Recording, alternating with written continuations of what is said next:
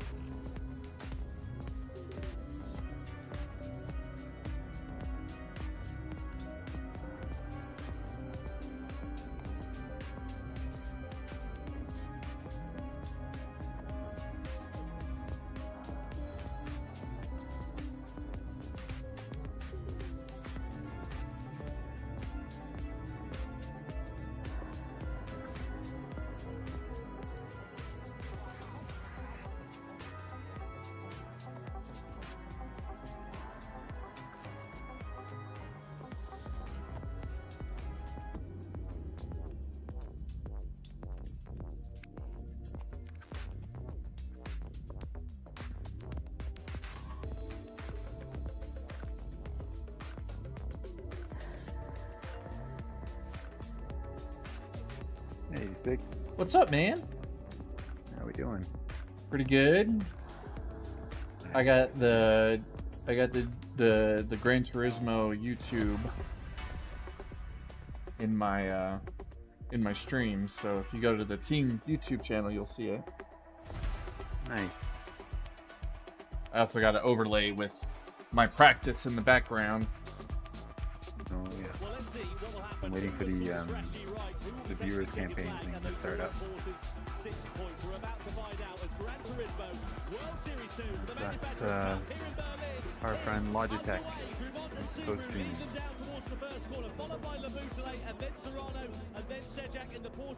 Zero energy. But Serrano closing up. I say that there are some dive bombs taking place as Jura is making hay whilst the sun shines. He's already on the attack against Sedjak, but Sedjak goes back through on Valerio Gallo. Back to T1. I think it was instant here with Giorgio Mangano. Contact there. Oh, it's a super there. Pretty excited for Simon. I know he's kind of disappeared and doesn't hang out with us as much now, but it's kind of cool to put a face to the name. Yeah, I saw McNaughty's post, and I was like, hey, if you follow McNaughty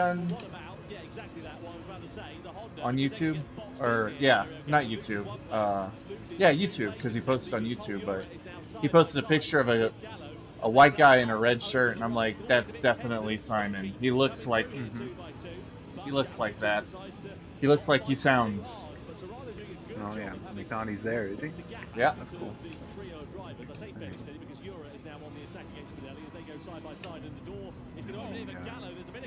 Is McNaughty streaming as well? I don't think so. He just did some posts. Oh, yeah.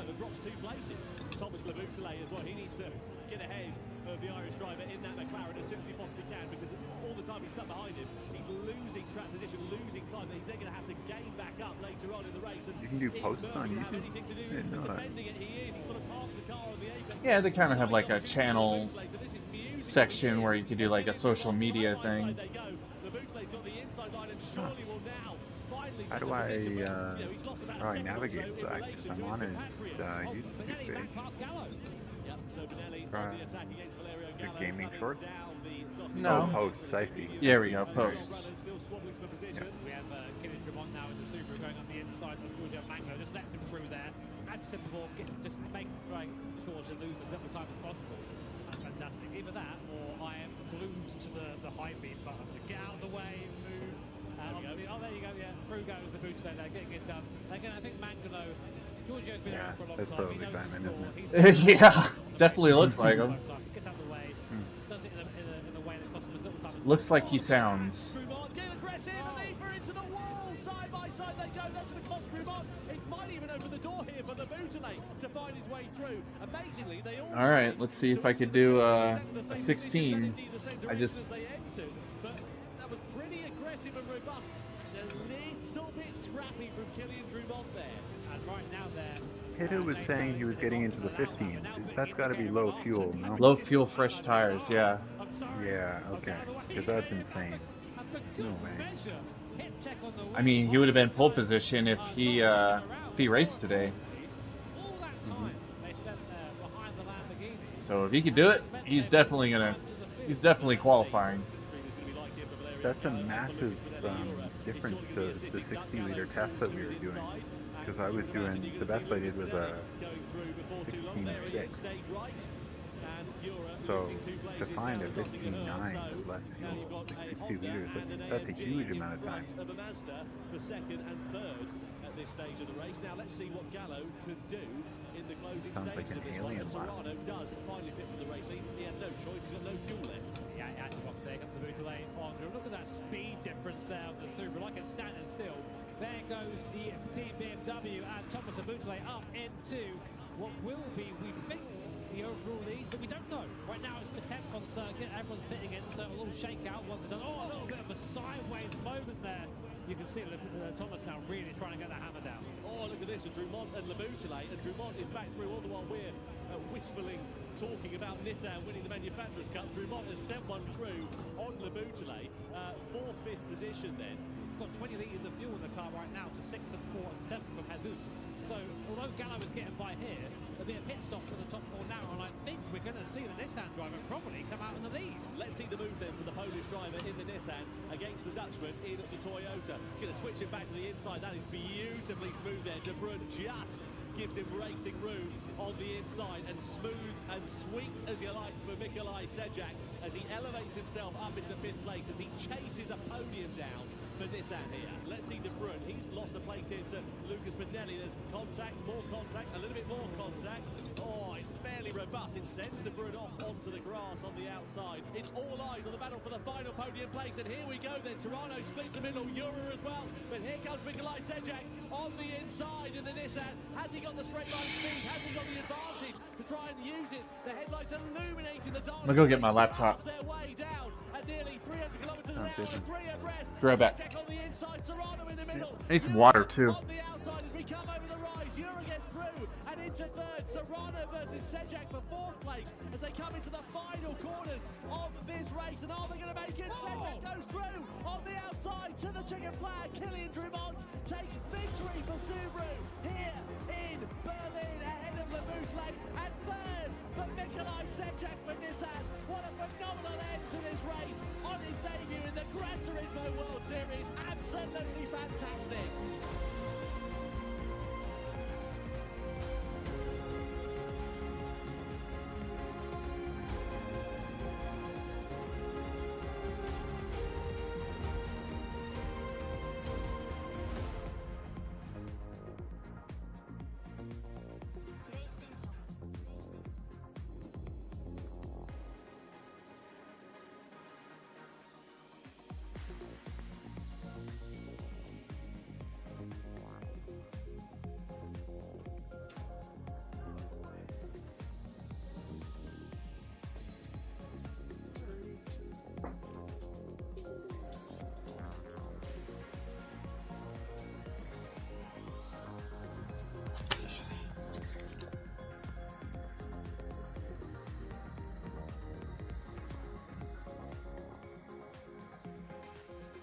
Let me turn off this menu music.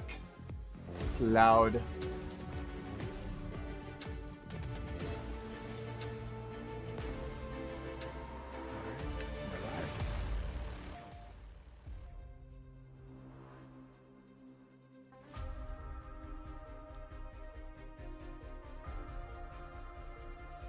I just want to see the stream while I'm driving, but I can't do that.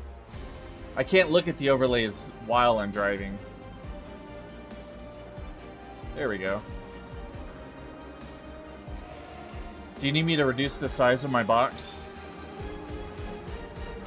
I don't see your. I'm not on your stream. Oh, you're not watching? That up. I'm on Logitech stream. Hello and welcome to the Gran Turismo World Series, coming to you live from Los Angeles. It's round 3, and it's a particularly special one because we are celebrating in full force 100 million copies of GT7 being sold. That's pretty spectacular. So we've had the fan fest outside. You guys went outside. You had a good time there, right? Also, one lucky Gran Turismo fan is going to get the chance to get their car into the game in the GT Awards. That's pretty special too. So we got No, all your of box that. We're is going to alright. announce some of that. And we're Their also car gonna give in you the some more game? information That's about pretty the cool. Spec 3 update, which is coming very, very soon too. So much to get through. But let's not forget why we're here, which is the Manufacturers' Cup. Who do you think's going to take it today, guys? Oh, it's pretty split. We want to know if Subaru are going to make it the triple. Let's find out. Lamborghini.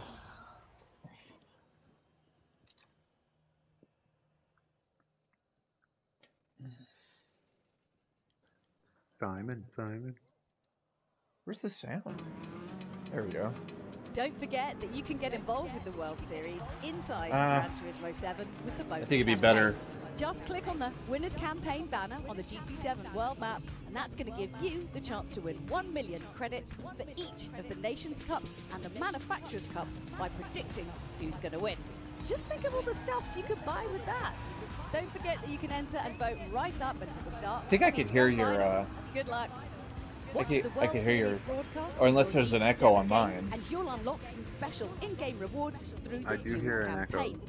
Watching the Manufacturers' Hey, Cup guys. means you'll be What's gifted up? a Hey. Toyota Supra RZ97. Tune in and claim your I'm rewards. just gonna load it up on my PlayStation. Everyone likes free stuff, myself included. Oh, you're gonna watch it And here's directly your from chance PlayStation, to grab huh? some. Well, I don't know how else to join chat and I not mean, have we it just echoing in the keep on background. giving and giving, but would Yeah, you yeah, like yeah. to know about one more exciting new partnership? I think that's a yes.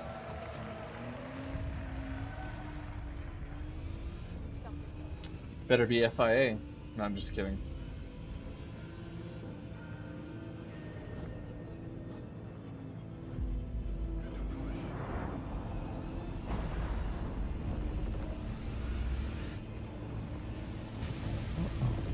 Hey, Polster.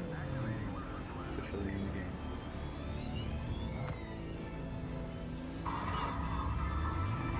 Oh, it's Polestar. Oh, there, Brains Did you Hatch. hear that?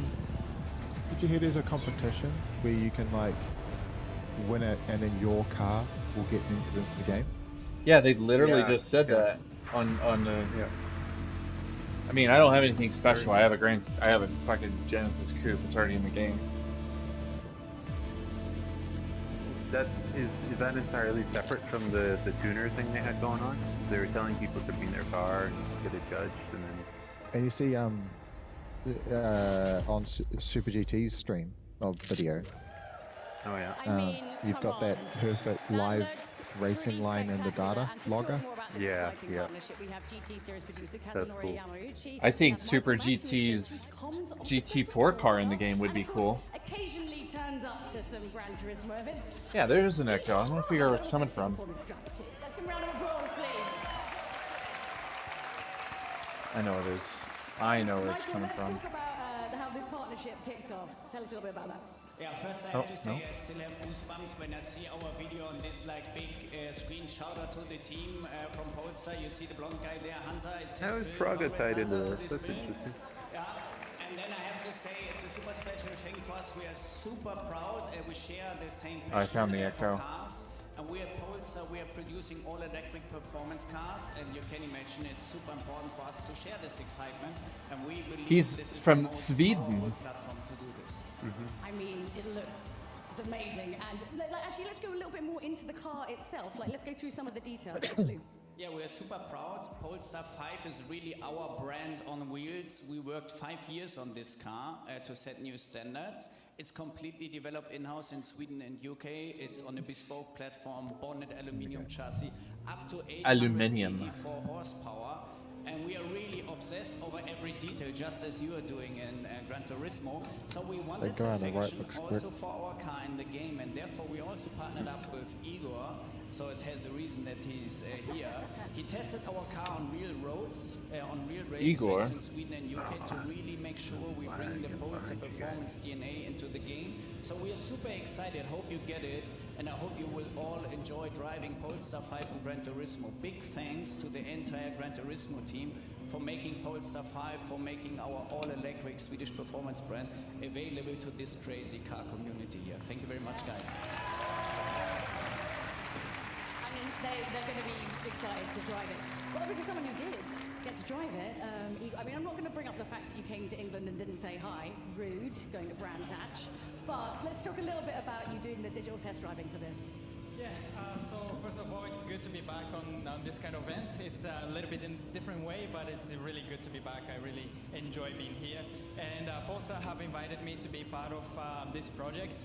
When I first hear about it, I felt like, you know, it's a great experience. So I was like, for sure, I wanted to do something together with them. They're a very passionate company. They're building great cars. It's been a great experience to have driven this car in real life. They handle very, very well.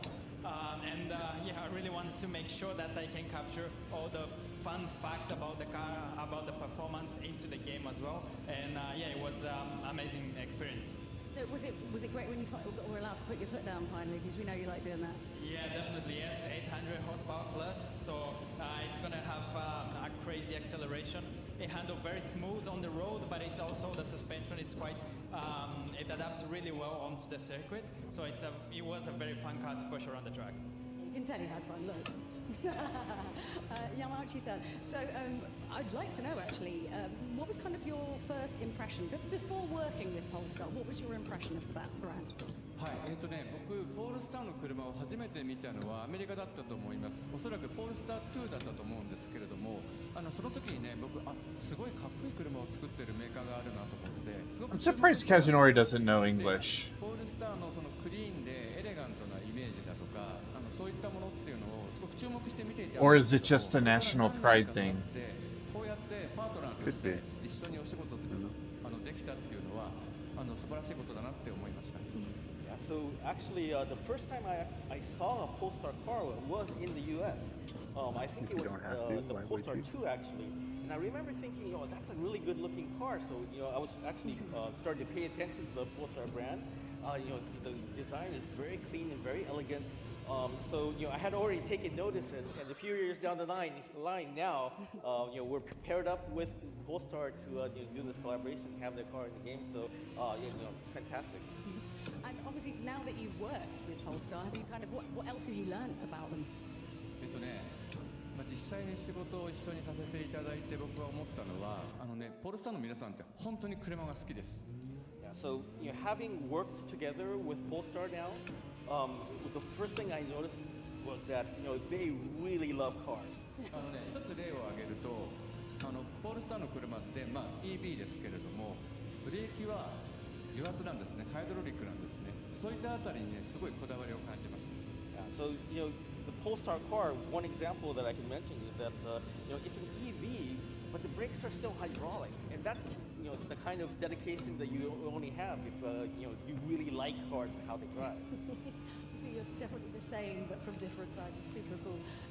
But before we get into this amazing racing, I believe Yamauchi-san, you have one more bit of information to tell the GT fans out there.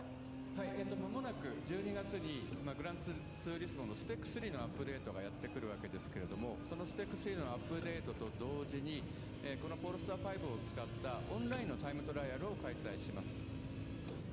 So in December, we're going to be releasing the Spec 3 version of Gran Turismo 7. And at the same time as that release, we're also going to be hosting a time trial event with the Polestar car. で、そのタイムトライアルイベントで、1位 Winner wins a free car. 僕らがこの年末に行うグランツーリスモのワールドファイナル、これは日本の福岡で行うんですけれども、そこに招待されます。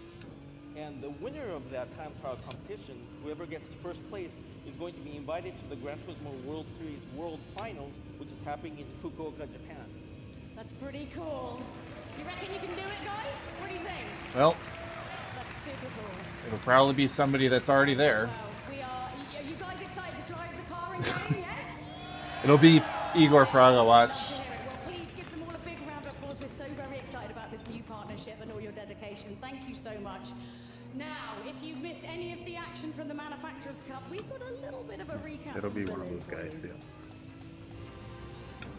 Well, let's see what will happen. We will be taking the checkered flag and those all to 6 points. We're about to find out as the Manufacturers' Cup here in Berlin is underway. So we'll head off that way. Tony's automatic dive bombs down into that first corner. I mean, I say that, there are some dive bombs taking place. Massenjak goes back through on Valerio Gallo. Back to T1. Yeah, see you later. Oh, come on. They go side by side and the door Oh. is going to open in Gallo. There's a bit of Not a contact in the penalty. mid part of that right-hander there as Benelli just sort of almost they merged into one. The upshot is the Brazilian driver drops 2 places. Strumont getting aggressive and lever into the wall. Side by side they go. That's going to cost Strumont. That was pretty aggressive and robust. A little bit scrappy from Killian Drumont there. It's How the hell did Killian win that race in the Subaru? Here we go then. Toronto splits the middle, Euro as well. But here comes Mikolaj It's like, let's go to the track where the power is the most important and drive the slowest car in a straight line and win the race. On this race, and are they going to make it? Second goes through on the outside to the chicken flag. Killian Drumont takes victory for Subaru. That was an amazing race. Yeah. And third for Mikolaj Secek on his debut in the Gran Turismo World Series. Absolutely fantastic. Well, he had the world record, I think, for that race. It's time to meet our 12 competitors as we welcome So I was like, okay. here in Los Angeles from the United States of America. Please welcome Simon Rosenberger. Making his Gran Turismo World Series debut, he drives for Lamborghini and he has dominated the online qualifiers this season. Let's see Simon. what he can do. Hey, see if you notice anybody in the... Velson. He drives for Lexus. He was part of the 2024 championship winning. Hey, I saw McNaughty! Let's see what he can do. Hey. Can get He was Lexus onto the right. points on the board of the 2025 season. Next up for the United States of America, please welcome Donovan. A lot of Americans, actually. Donovan is driving This, for Ferrari. It's his from what I second noticed, year is a of pretty weak competition in grid. the Gran Turismo World Series. I know. He's yet to take That's why I think victory. Simon's got a real This will chance. be his first. Yeah. I think his biggest competition is Angel in the Porsche. Trent is driving Carrazza, for Team right? Honda. He's No, 25 that's years old. it, This is his No, Angelina um, Strotha. And outside of GT, Yeah, in Australia, yeah. in a rock band. Let's see whether He's in the got the Porsche, which is a real weapon of a combination. From Brazil, Arthur Mosso Nunes. I've never seen Parker in game, but he always. But I reckon Porsche Simon, and Renault I reckon in Simon can the put the car on pole. 25 years old, now at the wheel of the McLaren. Let's see what the Brazilian driver can do here tonight in front of the crowd in the United States. From France, Noah Lazuna. He drives a Mercedes AMG. He's making his debut in the Gran Turismo World Series. Is Lanuza 7th, as you can see, in the online qualifiers in the EMEA region. Keen to see what he will do on his debut in the GT World Series. From Brazil, Adriano Carrazza drives for Team Toyota. It's his 3rd season racing for this team. He's taken 2 wins in the GT World Series today. Could he make that a triple here tonight? Next up from Chile, it's Angel Inestrosa for Team Porsche. Angel's a 5-time winner. He was part of the near championship winning lineup for this team back in 2023. Porsche still looking to get off of the point scorer. They're 5th in the standings at the moment. And it's got a bit of a mountain to climb here tonight. Next up from Canada, it's Samuel Cardinal.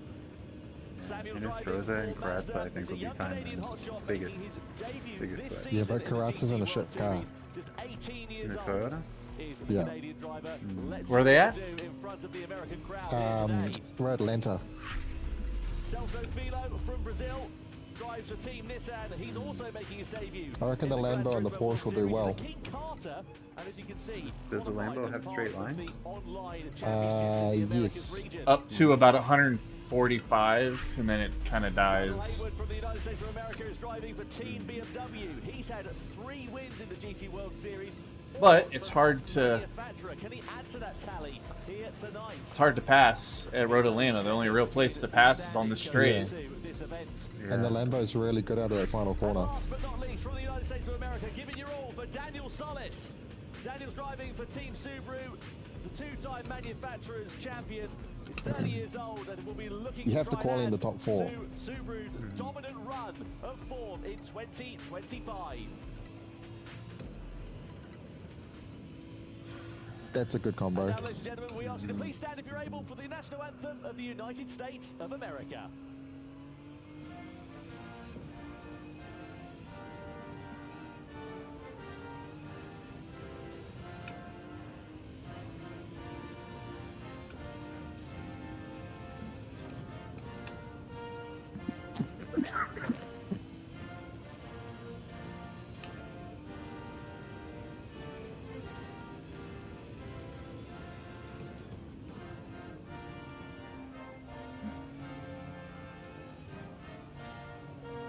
Americans, Canadians, Brazilians, and then 1 Chilean.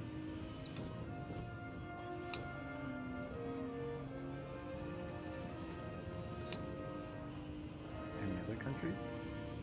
What's that? Were there any other countries? No. No Mexico. No Mexico, no Peru.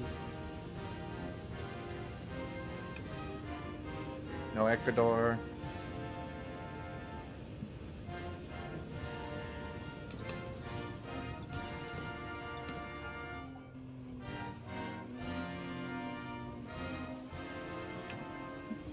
Oh, come on. That was not a penalty.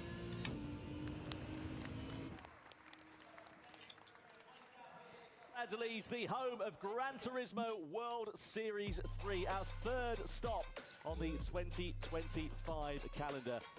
What a fantastic venue this is. What a great crowd we've got here tonight. And of course, we've had the GT Fan Fest as well. Very exciting. Look, this is so funny. Okay, so looking at this sparkling water. This sparkling water says it's 3 servings. Per serving, 0 calories. Per container, 10 calories. So technically there should be like 3 calories.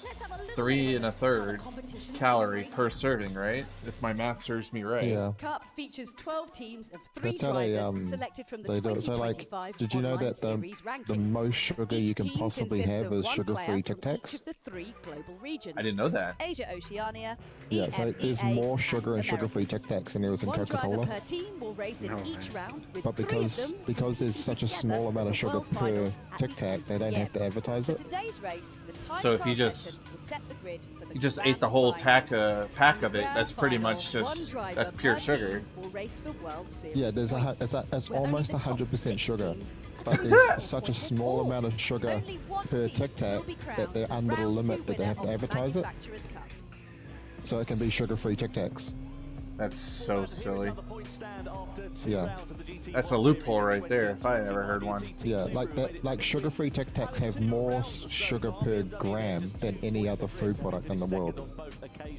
This and in 3rd, they're tied on points with Mazda, Porsche, Toyota, Mercedes, and They're only beaten by sugar itself. there you can see in 9th place Lexus, last year's champions, no points on the board. They need an absolute miracle to try and turn it around. Yeah, Lambo's currently got a big 0 there. It's our first time in the United States of America since 2019. And what better to welcome a new Yeah, but Simon hasn't driven it yet. Parker Kligerman. Parker, That's right. He hasn't. Didn't his teammate, wasn't his teammate Nate in the last round? Yeah, he didn't do well. No. I don't think Nath is on This is Distinct honestly, anymore. this is actually a perfect storm. This is like the best track, like the weakest field, and everything's just aligning for Simon. Like if it was any other track, that Lambo would be nowhere, you know.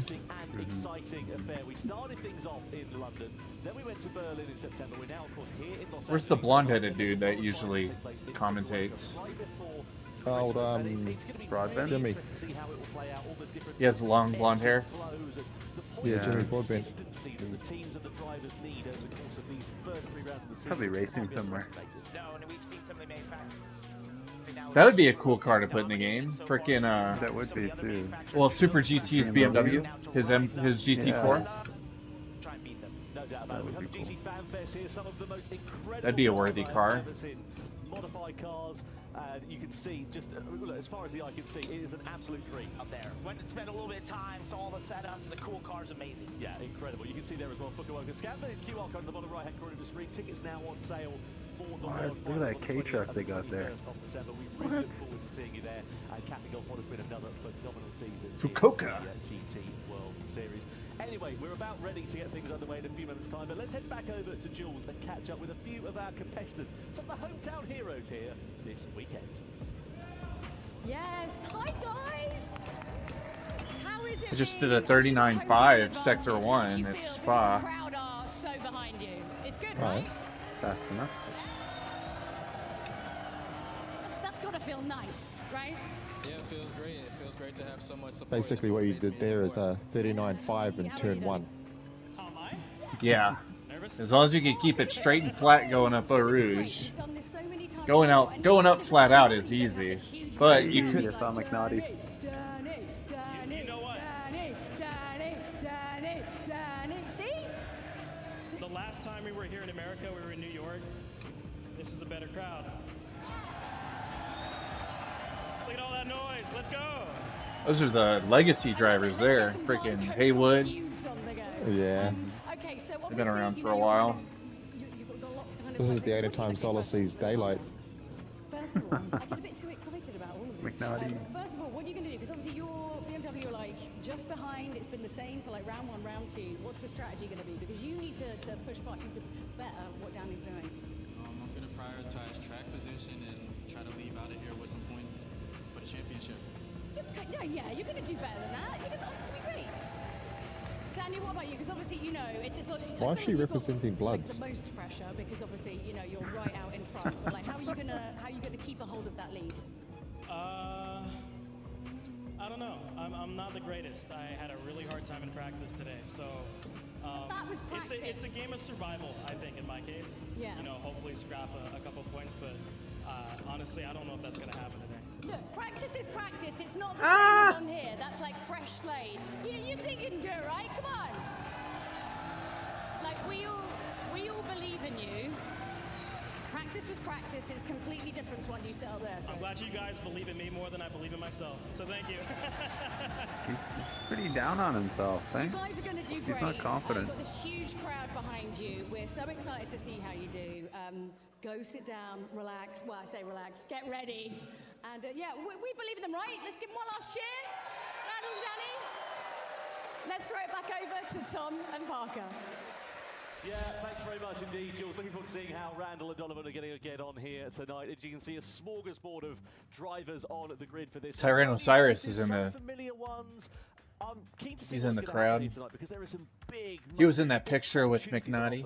There definitely is, and we spoke to Donovan Parker earlier today, driving for Ferrari, and we asked him, "What do you think out today?" And he said, "I'm here to win." Yeah. And then we talked to every other driver, and they said, "I'm here to win." So everyone thinks they have that possibility. Maybe Daniel Solis didn't feel like he has a ton of confidence, but everyone coming here with the idea that they're French fellow here. no doubt about it. Now Mazda are third in the championship going into this one. Samuel Cardinal's behind the wheel. Let's have a look at this RS Vision car. You can see it's a fictional car. It's not something. Why is there a French guy in the Americas?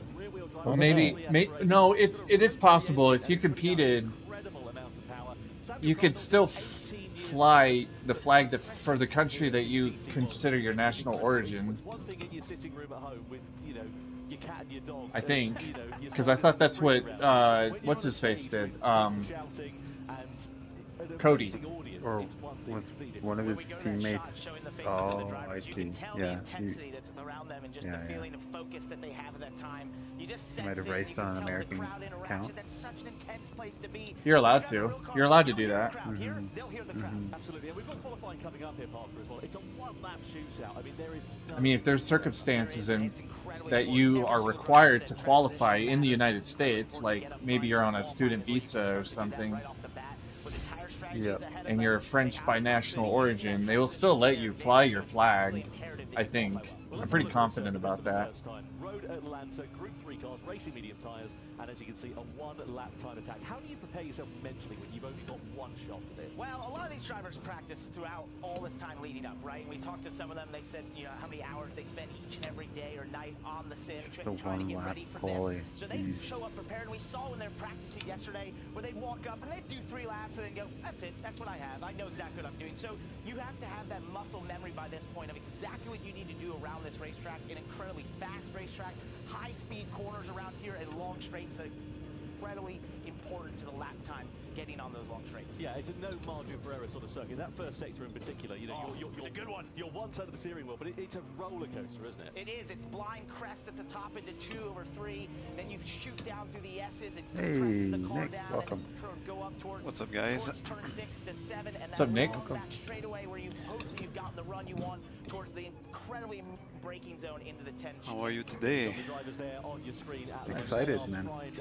and ready to go, and you can imagine that How about the you? heart rate's going to have gone up by a few beats per minute, hasn't it? It's Yeah, hitting the me limit too. right now. This is the worst part. This is the worst. You watching menu? Everything. You're thinking about what you're going to do for the lap.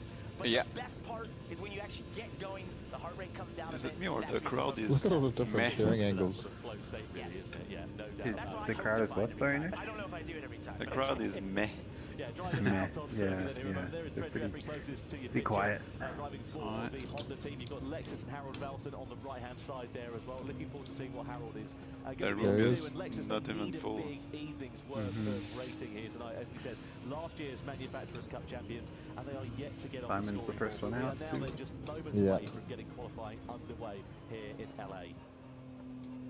You cheering for your fellow Quebecois, Nick? Yeah. Look at all the steering angles they're using. Yeah, yeah.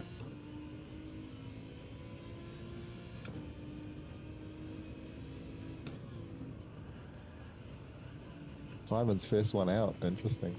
Mm-hmm.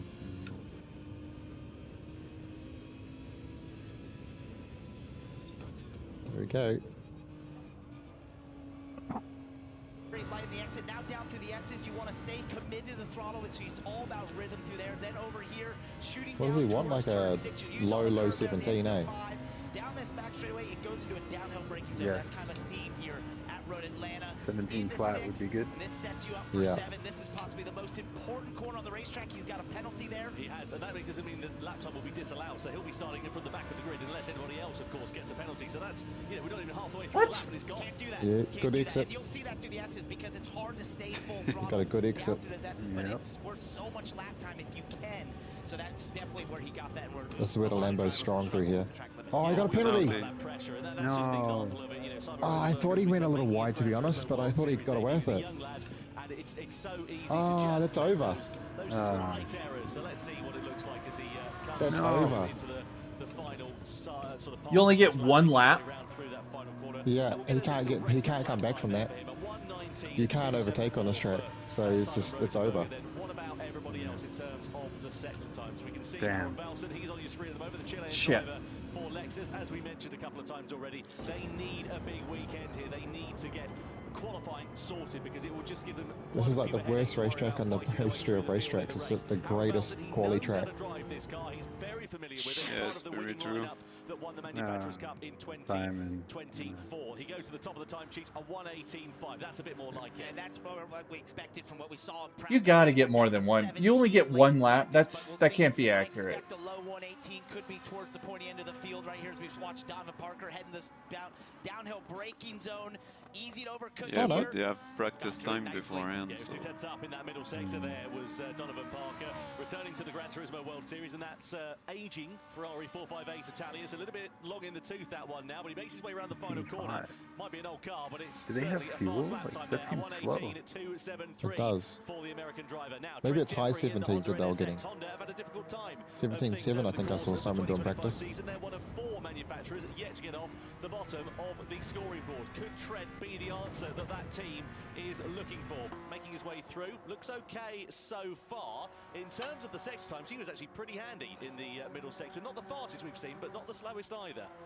Lost a lot in that last sector there for him, and it looked like into 10A and 10B, just maybe a little bit conservative, I would say, in the braking zone there, and possibly gave up the time there. Yeah, let's see what Arthur Mosso can do then as well. He's on his out lap then here, so now ready to begin his one and only flying lap is the Brazilian driver. One and only flying lap, that's right. Machine, as you can see, mid-engined, and first corner, again, It's such a short track. They should allow 2 laps, you know? They got plenty. Simon did a 19.2 with a half-second penalty, man. Like, Trying to flick it into this corner. Now catch that curve, perfect. Don't go too far and get a track limit.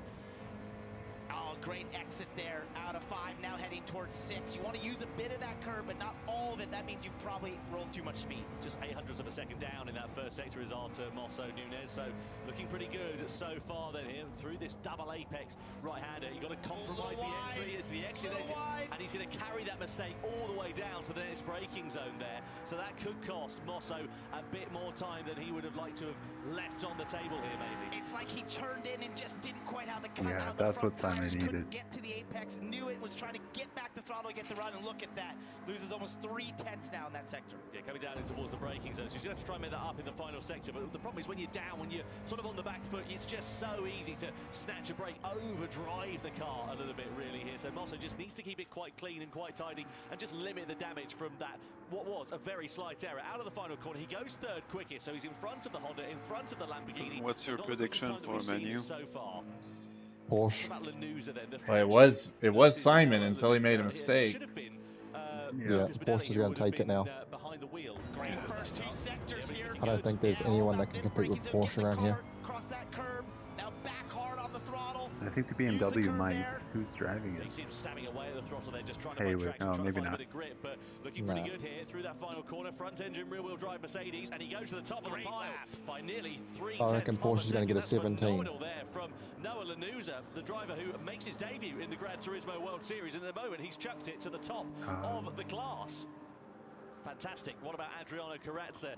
Yeah, where is Benelli? Toyota, of course, former Manufacturers' Cup champions in years gone by. And let's see what Carrazza can do. We know he's fairly robust in terms of his driving style. He's not afraid of getting his elbows out, but is that going to translate into a strong lap time here? That's a very good lap. He's third quickest, so demotes Wolfson, demotes Mosso Nunez, Jeffrey and Rosenberger down a place, and not a bad lap time there for him. We also spoke to Angel Stroza earlier on here, Parker, and he was pretty feisty. He said he wants to go out there and win. Used a lot of curb on the inside of 10A there.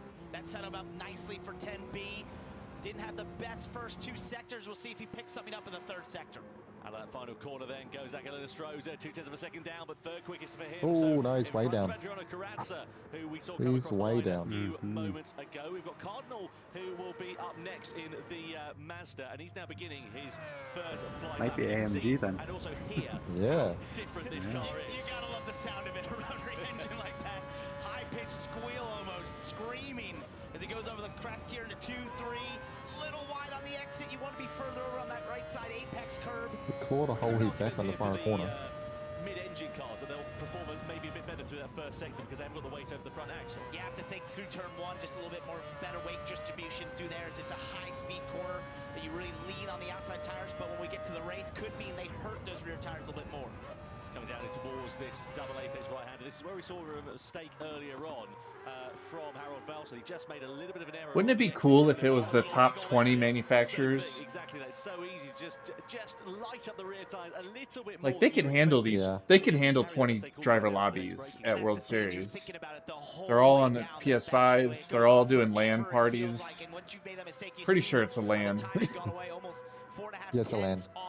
P1 right now, just lost so much time there from that turn 7 down that back straightaway. They have a it's on land with their own private server. It's not going to be a lap time that's going to trouble the top of the order, but maybe Mazda can get themselves in towards the mid-grid. 6th fastest, that's about as good as they could really have hoped for there. Half a second away from the quickest time, but I mean, if you look at the lap times there, we've only got, you know, sort of under a second. Well, we've got a second and a half under that even, separating all of the drivers at the moment. Basically 8/10, yeah, you know, right so here, tight, for sure. And if you're in the top 5, it's half a second or less than that right now. Another driver making his debut then is Celso Filo, the Brazilian well, driver. If you took my daily race B time trial time, I would be on pole. It's got to be different. It must be with fuel. It has to be. No, there's no fuel tire. Having a problem with his brakes, we're hearing right now. So time of day, maybe. To sense that out, see if he can fix that. That's such a shame. Was it cloudy? That's going to be, you know, back of the grid. I remember it being cloudy. Again, giving you more work than maybe you'll have wanted to do, and you can see that reflects in the ultimate. Maybe it's a different bob setting. Yeah, it's different damage or something. He did say that. I remember Simon saying that it's a different bob. Now, what about Danny Solis? He's been part of this Subaru team when they've won the Oh, Manufacturers so his Cup brakes is broken. previous occasions. We know this car's What? not the quickest in a straight line, and look at this. That's not his fault. Down.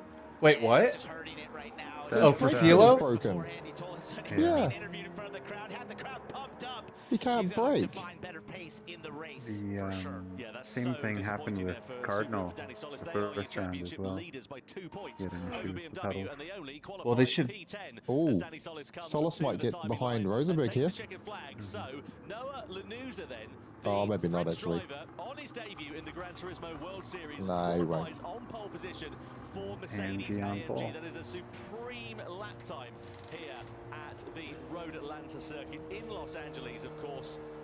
You gotta almost let got it. Celso go again. Celso Filo. I know, it's ridiculous. His freaking ship He's been broke. provided. right down the order on the grid. They've got serious work to do, and this was what the other manufacturers were hoping for here in this third event, was to have this chance to sort of one-up the Subaru, the Mazdas. They've been able to do that.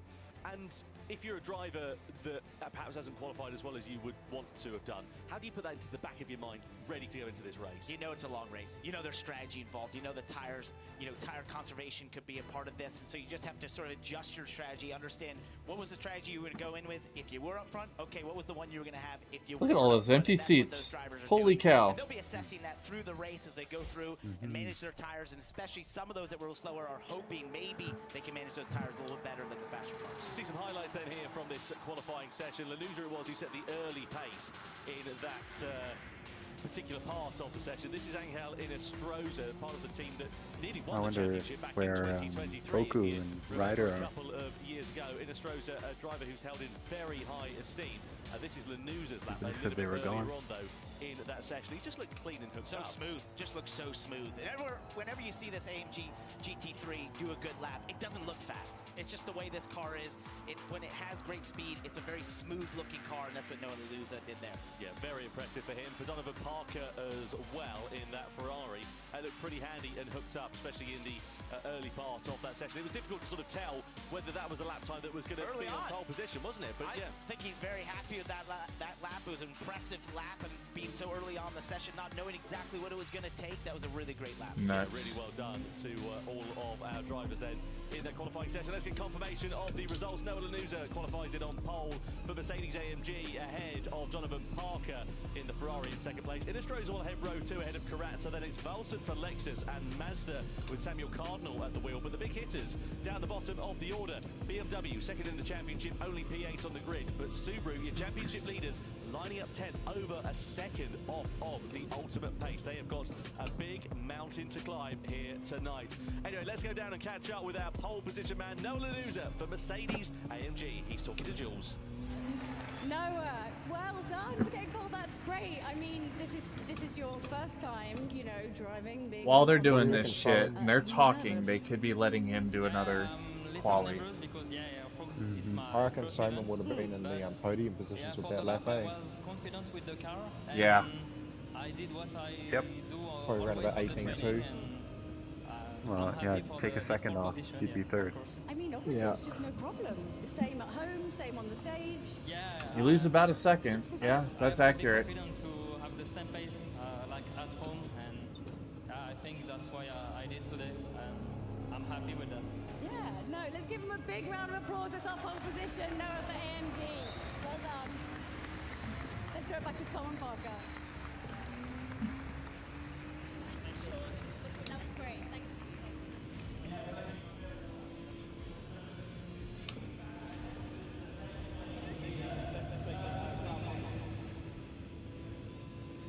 Machinery that has been on display here today. I have to say, I am very jealous. I know, some of the creativity, those tuner cars. I saw that Supra out. Yeah.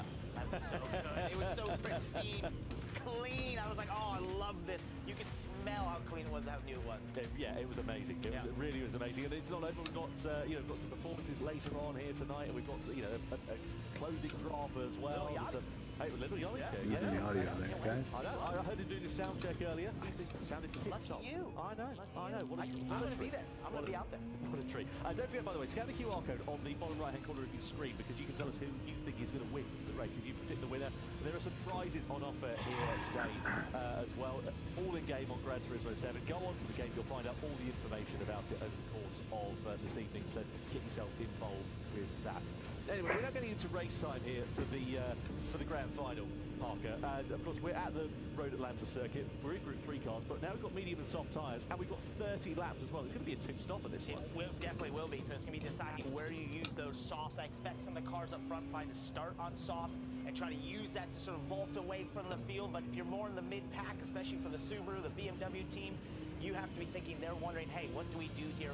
Where do we want to use these tires to our advantage? And the key is trying to have those softs on in times that you feel like you might be in a little bit of clean air that you can reuse the speed of those tires. Well, our Gran Turismo wizards have been working away furiously behind the scenes. And this is the strategy that they have come up with. You can see, if you start the soft tyres, you're going to go for as long as you can. 8 laps, maybe 9 if you're really a bit of a tyre whisperer, is about as much as you can eke out of that. But you've got to use at least both tyre compounds at least once during the race, essentially. You can see the pit loss time there is 19 seconds, 6 seconds for the tyre change, and refuelling speed 3 litres per second as well. There is one big long back straight down here, but saving fuel at this circuit, I can't imagine it's going to be an easy task. It's not, but you would have a little bit of benefit of the draft there and that sort of thing, being able to save a little bit of fuel. You can lift and coast in that downhill braking zone. That helps a little bit, but I think tire management so what does is Simon really do going to be here? key here because you just have these high-speed corners that abuse that left side He tires, gets especially ultra left rear. aggressive. In terms of this circuit, you had a little go I on it yesterday. did. It doesn't look as good as some of the others. Basically, there's only one corner that matters. Talking about the turn 1, 2, and 3 complex. This is a highly committed. He's just got to get that corner right every lap, and hopefully get a run. Towards turn 2, it's a blind crest, and then you have to try and find yourself going right. You want to use more of that right side curve than I did. There's my wiggle. That's not good looking.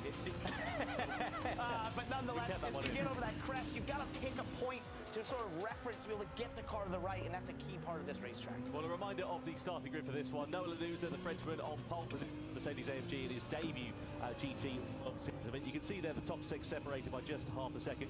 The whole field, but for Philo, who of course had some technical problems in that session, was separated by just 1.2 seconds, so incredibly close in terms of the gap. So something to keep an eye on, and very interested to see how it's going to look over the course of this 30-lap race. Now, the winner predicting campaign that we were speaking about, if it goes your way for BMW, you quit in, but it's quite tight there at the top, actually. And that's qualifying 8th. That'd be a tall task right here. We've seen it before. We're using strategy that you can gain that track position, but that's going to be a seriously tall task. I like the vote there for Porsche. I could see that happening for sure. Daniel Solis and Subaru, 17%. We'll see if he can make it happen. How about it? Hugely excited to see how it's going to fare. You can see 3 of our competitors. You've got Randall Hayward, Angel Inestrosa, Danny Solis from left to right on your picture. Big mountain to climb for the 2 on the left and the right, respectively. Angel Inestrosa there in the middle has had a great run of things. All right, guys, we're about to watch the greatest race ever to be on. We're going to see Simon go from 11th to 1st. Right, we are just moments away from the grand final of the Manufacturers' I reckon you're going to see Is Subaru going to pull it 4 through, or is overtakes in this whole race. do it? What do you think, guys? And they're all going to happen during pit stops. We're going to find out. Yeah.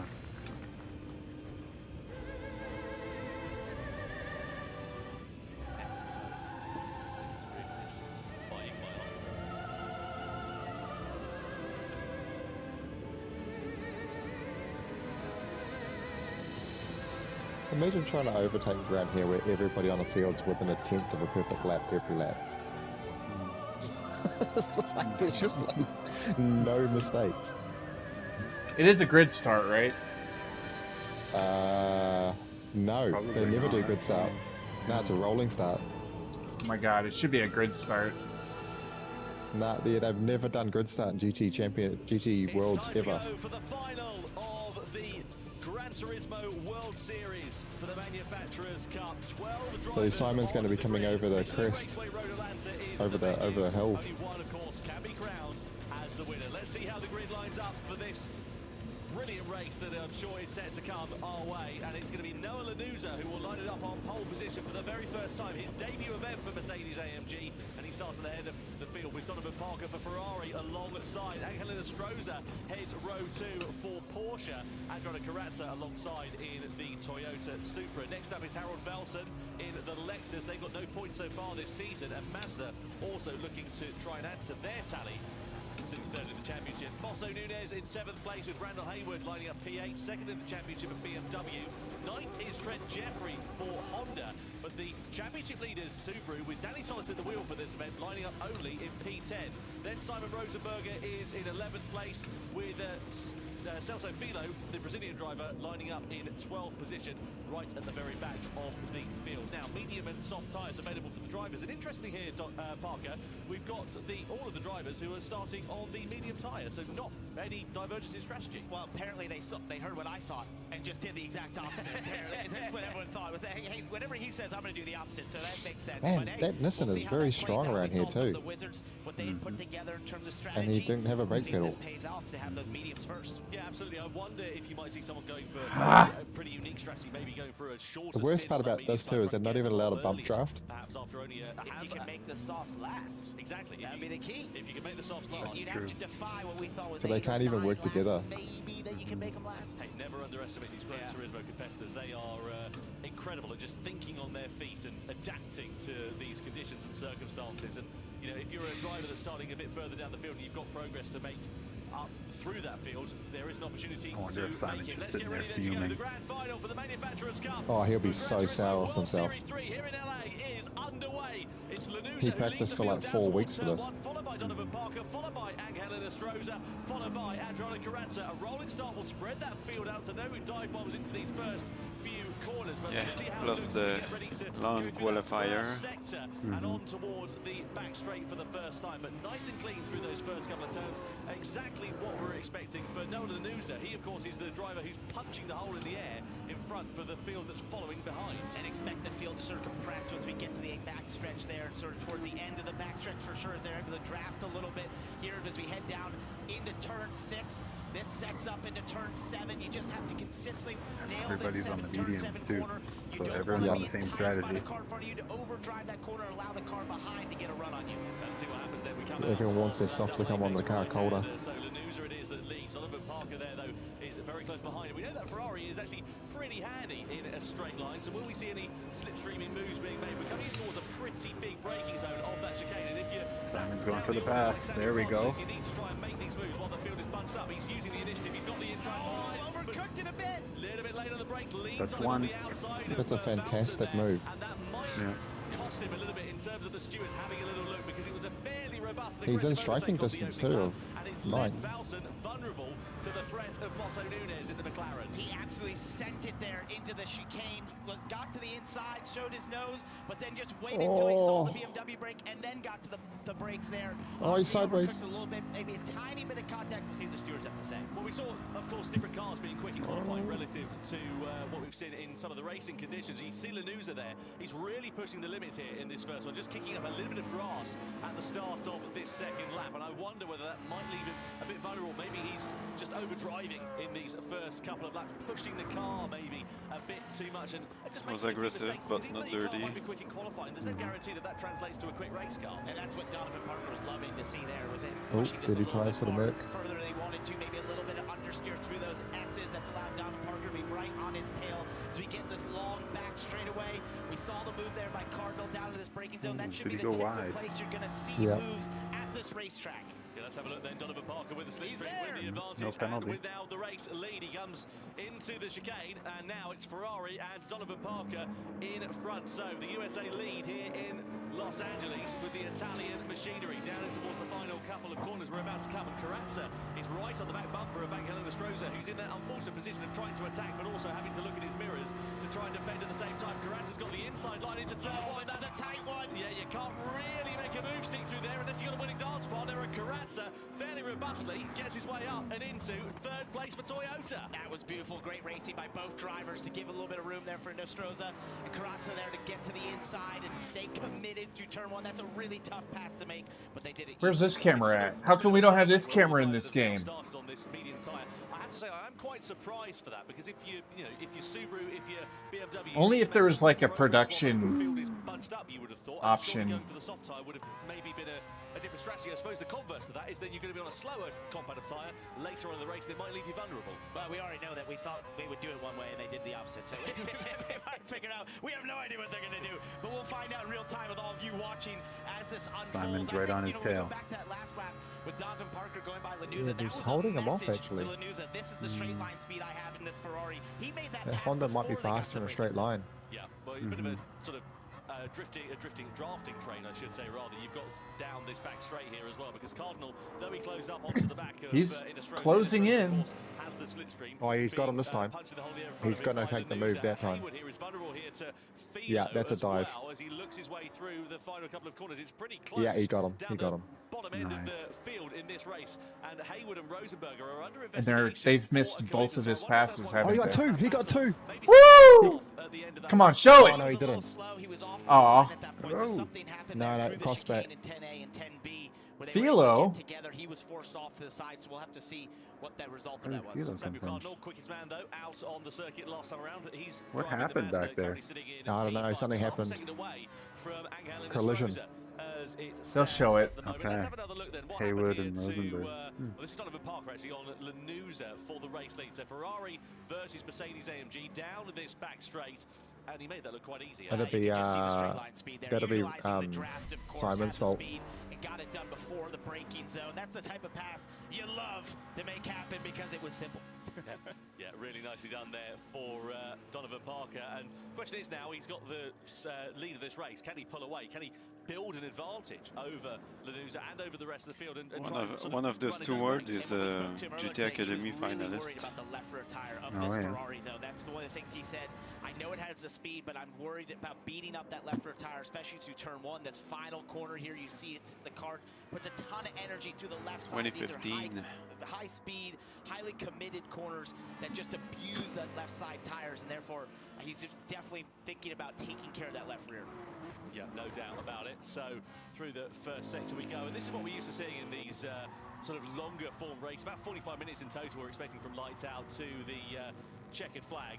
And it's going to be interesting to see how this one will work out, because I thought that was going to be his fault. Slower start to the race, but then it really comes alive. He must have got a dive and then got parked up at the apex. About 8 laps or so on the soft compound of tyre, whereas on the medium side they'll go a little bit longer, but of course they don't have the same pace underneath them. They're about 0.8 to a second or so a lap slower than them. Of course, everyone's on the same compound of tyre now, but are you going to get someone maybe diving into the pits early? If they can eat those soft tyres out just a lap or two longer, that could be the difference between winning a race and losing it. Yeah, who's willing to be the riskiest and be first on those soft tires is really the game here right now, is how far do you want to push these mediums, and then poor Simon, man. I was really hope that they can last. I was really hoping. Down to the backstretch chicane, there's 10A, 10B. I was hoping he could prove to the world everything we already know, you know? Oh, he was a definite chance. I think he got qualify again though. I think he got in his head, maybe. I don't know. Oh. Nah, that track limit penalty was just like a micro. Like he was only like 2 pixels over. Oh, they imposed that 2-second penalty just across the penalty line? Yeah. Okay, that makes sense. I wouldn't want him to do it at the end either. Oh, and this is how he got to Hayward, just outbroke himself. Hayward was an innocent bystander there. He's going to have to stop 1 lap early for softs. It's not what you want to do. No, big disappointment there for Randall Hayward. And well, you wonder whether the if I was you know what I would do right now? I'd go 9-9 softs. For Danny Solis, it's not going his way until he's 5 seconds now off the back of Simon Rosenberg. Yeah, there you go. Made that 10 seconds. He's made another mistake on this lap, and he's just dropping like a stone. And clearly, he is struggling out there on the circuit, and that's not what Subaru needed, because this could be a race that if they finish down there, they'll of course be scoring no points, and it could cost them the lead of the championship going into the world final. I think he's probably maybe just got nerves. First race, which is good because he went out there. Had a spin. Oh yeah, 12 seconds. But the thing is, he's going out there and he's doing it now, so he's popping his cherry, so to speak. He will qualify again. Yeah. That's what he was worried about with this Ferrari, and sure enough, it's showing up right now. You can see there was only 2 cars that were below the 70 percentile there in the rear tires, and he was one of them, down at 68 as we got off that graphic. So definitely abusing those rear tires right now, and that means he's just having to drive that car as delicately as he possibly can. You're trying to basically extract speed, but just not slide the rear tires, not put energy through the rear tires. It's an incredibly tough thing to do no matter what race car you're driving, and a racetrack like this where it's putting a lot of energy through those rear tires. Yeah, that Karatza guy, he's a handsome dude. Straight as possible. Yeah, no doubt about it. about it. Looking at then at Adriano Carazzo, we ride on board as he. He's a big dude. Oh yeah. Oh yeah. I was looking at fucking Sammy Snake. Dude's a freaking monster. Yeah, he's a bodybuilder, eh? Parker looking at the standings going into this one. Of course, Subaru, as we know, they lead it by 2 points over BMW. Nissan, You got to handle all the Newton meters. Half the points away. all 20 of them, huh? His wheel's down by his crutch. No way. That's how Sammy drives, yeah. It's like really low. So his wheels like his cock rests on the bottom of the wheel. Just poking that nose here into 3. Not really a passing attempt as much as a message. Hey, I can get there if I want to. I can put that little bit of pressure, and he now falls a little bit back as we go through the S's. He's definitely stronger through that turn 1, turn 2 complex. The Cardinals in 5th, that's pretty good. See what he can do. The S's into 6 and 7. Yeah, coming down this, the lone Canadian, right? The double apex right hand. Let's have a look at no, Jeffrey's there. Oh, okay. Oh, no. Spin just got onto the curb, and well, that's dropped him now 15 seconds off the back of the rest of the field. I mean, look, he's laughing. There's nothing else you can do. Nothing else you can do. It's such a shame there for Danny Solis. We know he's a very competitive driver. We know he's got the ability to be at the sharp end of the field in these Gran Turismo World Series events. We've seen it. You don't become a champion for nothing, but clearly on his return, damage is on heavy too, I'm sure. He's just not performing here tonight, and ultimately, well, there goes my million. I just love how you see these trains occur in these GT3 cars, and it's not dissimilar to real life. You see this all the time, having raced at GT3 before earlier this year at the Rolex 24 and Sebring. Yeah, they do very well, or it just doesn't work. Yeah, it's because it's like 30 qualifying laps, and if you're any slower than that, you're nowhere. Trains like this, and it's such an intense form of racing. You've got sort of a race of 2 halves here at the moment, haven't you? You've got the first group of 7 drivers who are all, you know, half a second or so relative from one another. Then you've got another 4.5 seconds back to Randall Hayward, who's then got Philo, Jeffrey, and Rosenberger relatively close behind. So it's interesting to see how this race is going to play out. And again, I wonder for those drivers who maybe haven't had the strongest start to this race, whether they might try and do a different strategy. This is Philo's move, meanwhile, on Randall Hayward coming down. Haywood, man, he's in that Beamer, and the Beamer's strong here, so it is a shame that there's such a gap between 8th to 7th. Holy cow, 4.5 seconds. Wow. Simon went into him, that's why. Yeah. Does he have damage? They're looking at no points right now. I think the damage is probably light. Yeah, because Solis had a big whack. Still going. How tight it now is at the sharp end of this race. Delighted to welcome to the commentary box former champion in the Gran Turismo World Series, Igor Fraga, no less. Igor, great to have you here. First of all, I've got to ask, what do you think of this race? Because it looks like it's going to bubble up to be quite a nice one. I mean, you've got 7 drivers separated by a hair's breadth. Yeah, so like all the cars' performance, all the drivers' performance have been really, really close since qualifying. I think Mercedes nailed the qualifying, but the pace, the race pace itself, it's been really, really similar, and all of them are trying to kind of stay together in the back, so they have a chance at the end of the race to really like gain some positions. What's the key going to be to be able to win this race? If you're sat there now, for example, you're Adriano Carazzo, you're not leading the race, but you're in a good position. How do you turn this race into something that you can win? Yeah, so I think it's. I think Fila's front tires are not looking great. Really good, so everyone is following him. So it's gonna be difficult to do something right now, to be honest. Maybe I'll try to do something before. I actually like the Lexus. The Lexus here felt the best to me. Oh man, the Lexus is a monster here when it's a fuel race. The fastest car of the race, basically. Yeah, we'll see how it works out then here for Donovan Parker. When it's a sprint and you don't have to worry about fuel at all, you just rev it out. Yeah, but when fuel's an issue, the Lexus is unbeatable. Oh, Fila just lost position. Also, we are considering that the cars are slipstreaming each other, so maybe they're being. Oh, he must have had a penalty because he's. Yeah, Simon's got him. Manage better the tires, so this could come and play later in the race as well. So I'm listening to everything you're saying. Do you think Lanuza right there is sort of hanging out behind Donovan Parker? Must have been a track limit penalty because they didn't announce it. Speed of the Ferrari, taking care of his tires a little bit. As we look at the tires right now, Donovan Parker down in the 40s for both front and rears. Yeah, I think Donovan is trying to push as It'd be hard as nice he to can. see, like, Probably his race if pace Simon is could good, come back but and get then 6th it's place, hard he's in making a tires, statement right and then now. all the guys Yeah. behind is being able to Because save, I he think would he be needs in to the pit points. next lap. You can see, Yeah? especially P2 and Two- P3 two have Just do the nine. very undercut. good tire wear on 2 the nines, rears, yeah. and That's this his only chance. probably will come in play later in the race, in the strategy and everything. Look at Karatza, 64 on the rear tires Yeah, right there. that's really impressive. good. Yeah, that's really good, and especially considering it's a Supra, so it used to be a lot harder to keep the tires in a good shape. So he's doing definitely a really good job there. Yeah, you can see they're just sort of sitting there waiting for the right opportunity to pounce at this particular point of the race. We're coming towards that first pit window. Really, again, the tyres, they're getting warm, but they're not. Man, that front quite pack ready. is- Those tires. Maybe another couple of Look at laps or so, and we might his see the rear first drivers tires. beginning to Yeah. blink. You would imagine, given the difference in tyres, especially for Donovan Parker Oh, I gotta jump off, and his guys, rear and wake tyres, this one up. that he's going to be All right, boxing before See ya. anybody else in this race. I don't know, to be honest, because Ferrari has great traction. So even if the car has good tire, like more tire wear, maybe it can keep up with the pace because the Ferrari itself have. Like, Simon really good actually traction. has And the that's a great best answer because not knowing anything about front strategy, tires. You fit right in up here right now. Today here. He might go a little bit longer. The thing is, they're always shown like, you know. The Well, very good actually, strategy, he but should there's pit now always because drivers that's that an come up indicator with that crazy he's ideas and he's a good on different strategy tires that compared to is everybody not else. even shown, and they can do like really well. Wait, you're saying race car drivers being crazy? Yes. No way. Yes. Oh, all right.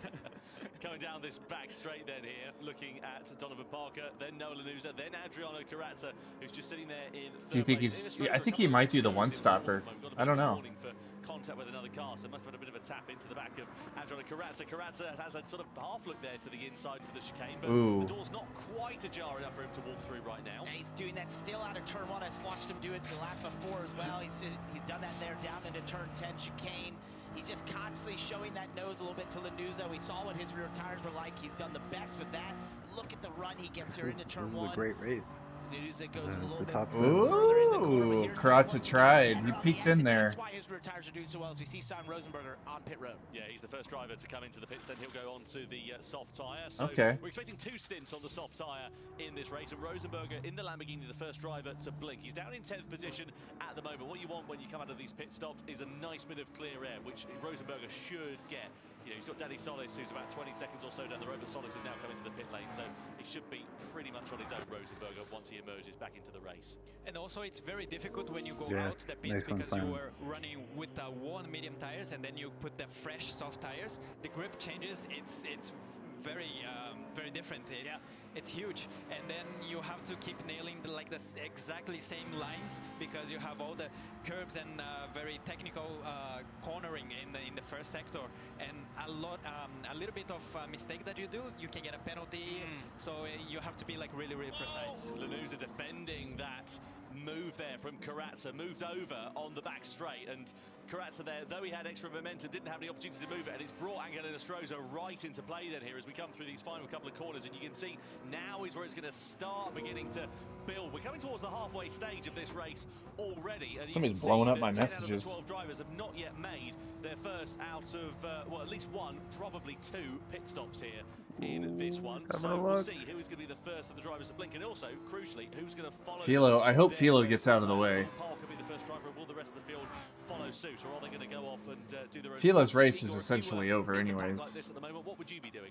There's no For me, reason. At this point, probably just make sure that I can stay on the pack and don't do any mistakes, because you know, if you kind of risk it at that point and you do like a little mistake, you will lose like 4 position in a blink of an eye. Yeah. And we're gonna like ruin your race. So I think it's just stay on the pack, just keep your position, and especially if you're on the top 3, you want to just keep your position. Okay. Because you have Philo pitted. probably plenty of chance later on the race. And I wonder if Karatza's thinking he would be one of the last on pit road. We got that graphic again of his tires. He's 20% better than Donovan Parker there, who's the leader right now. He's done an incredible job saving those rear tires as he does a block here, and it throws a nicely done down into 10. But Come on, who's messaging To go a us? little bit longer and to be able to push on those soft tires harder.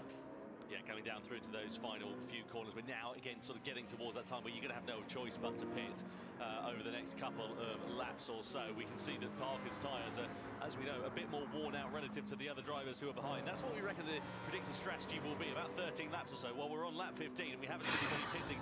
Stroza, though, starting to begin to hold up Karatza. You can see Karatza's just held his tyres in a bit better condition, especially through this first sector of the lap. Really close. It looks a bit quicker and a bit more comfortable, really. Yeah, and also the Supra has a great top speed.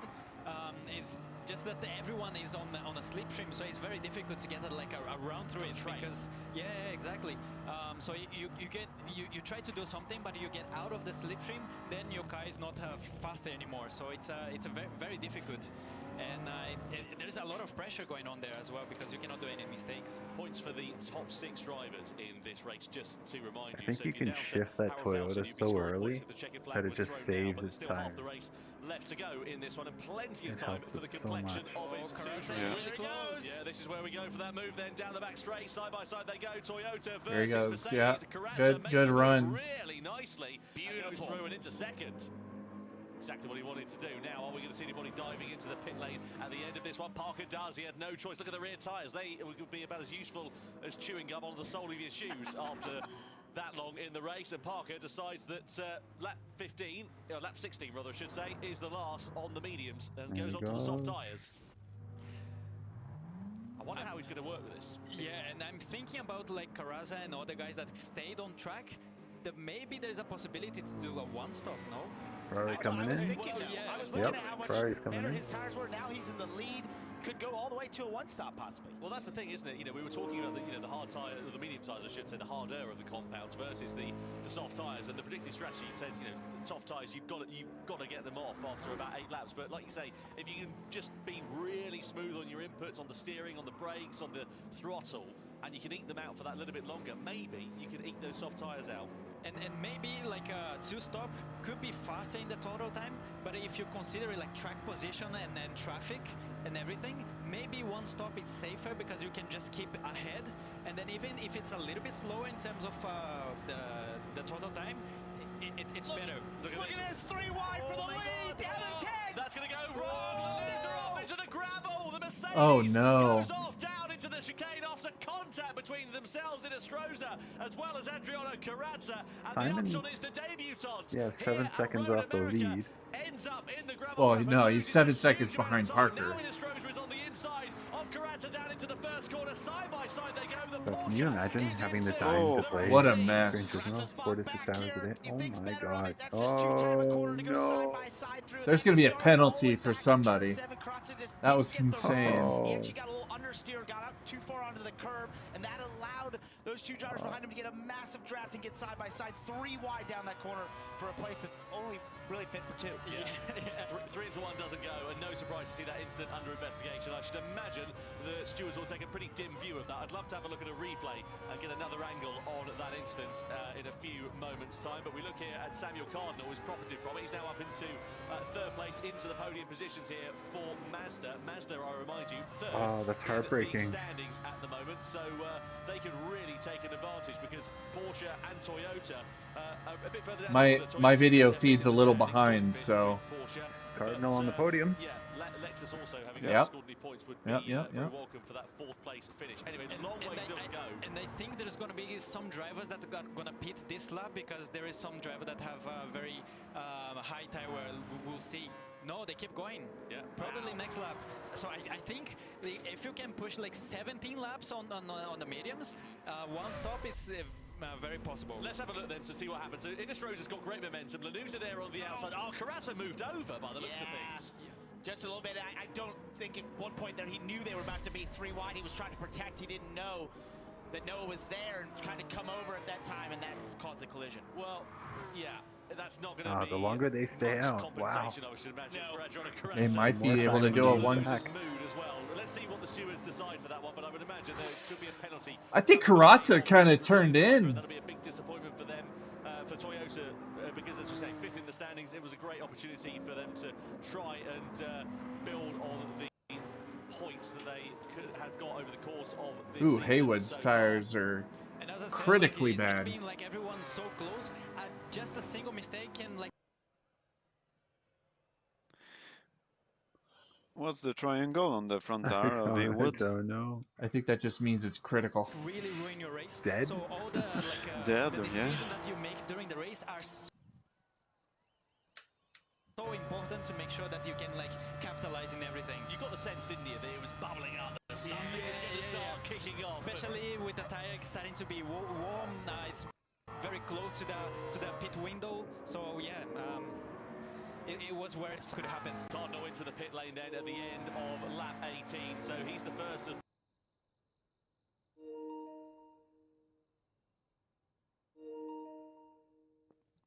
Cardinal in the pits. Gonna do 12 laps on softs. Leaders from that group now to blink in the other group that stayed.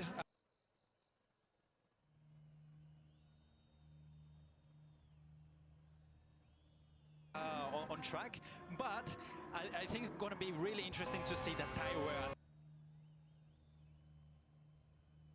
at the end of the race. That's a great point, because as we saw that 3-wide movement, the leaders from that group now to blink in the other group that stayed on track, but I think it's going to be really interesting to see that tire wear at the end of the race. That's a great point, because as we saw that 3-wide movement and battling at the front, that was just slowing them down, allowing Dalvin Parker to rip those fast laps. Well, the question is as well, Parker, as we know, he pitted early on.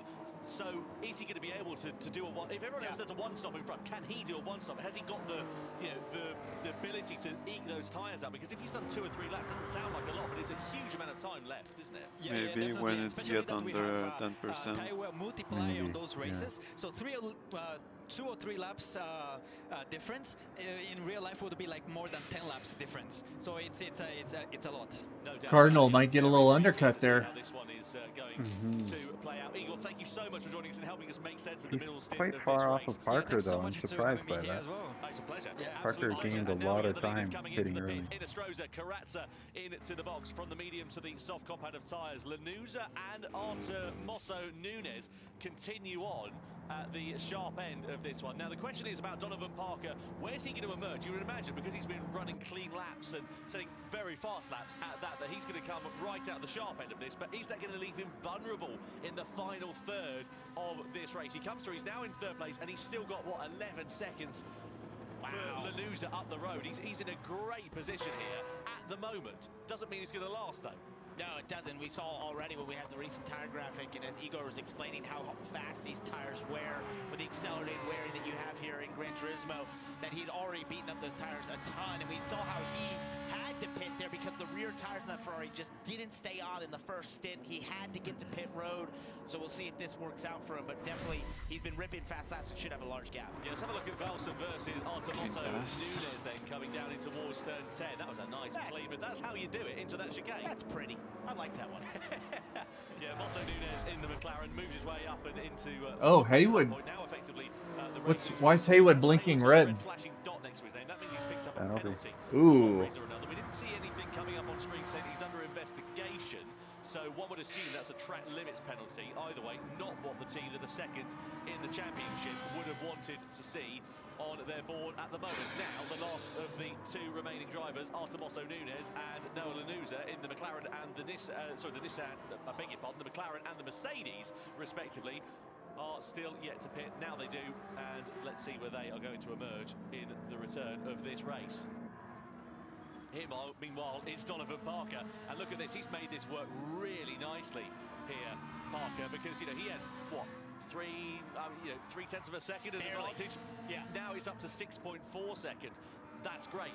But again, we've got to think about the bigger picture here, don't we? Because, as we know, he pitted 2 or 3 laps earlier relative to some of the other drivers around him, and you wonder how vulnerable that might leave him. Can he make it last? Can he look at this gap and say, hey, wait, what can I do to just take care of these tires right now and try to make them last even further than he thought maybe they could go?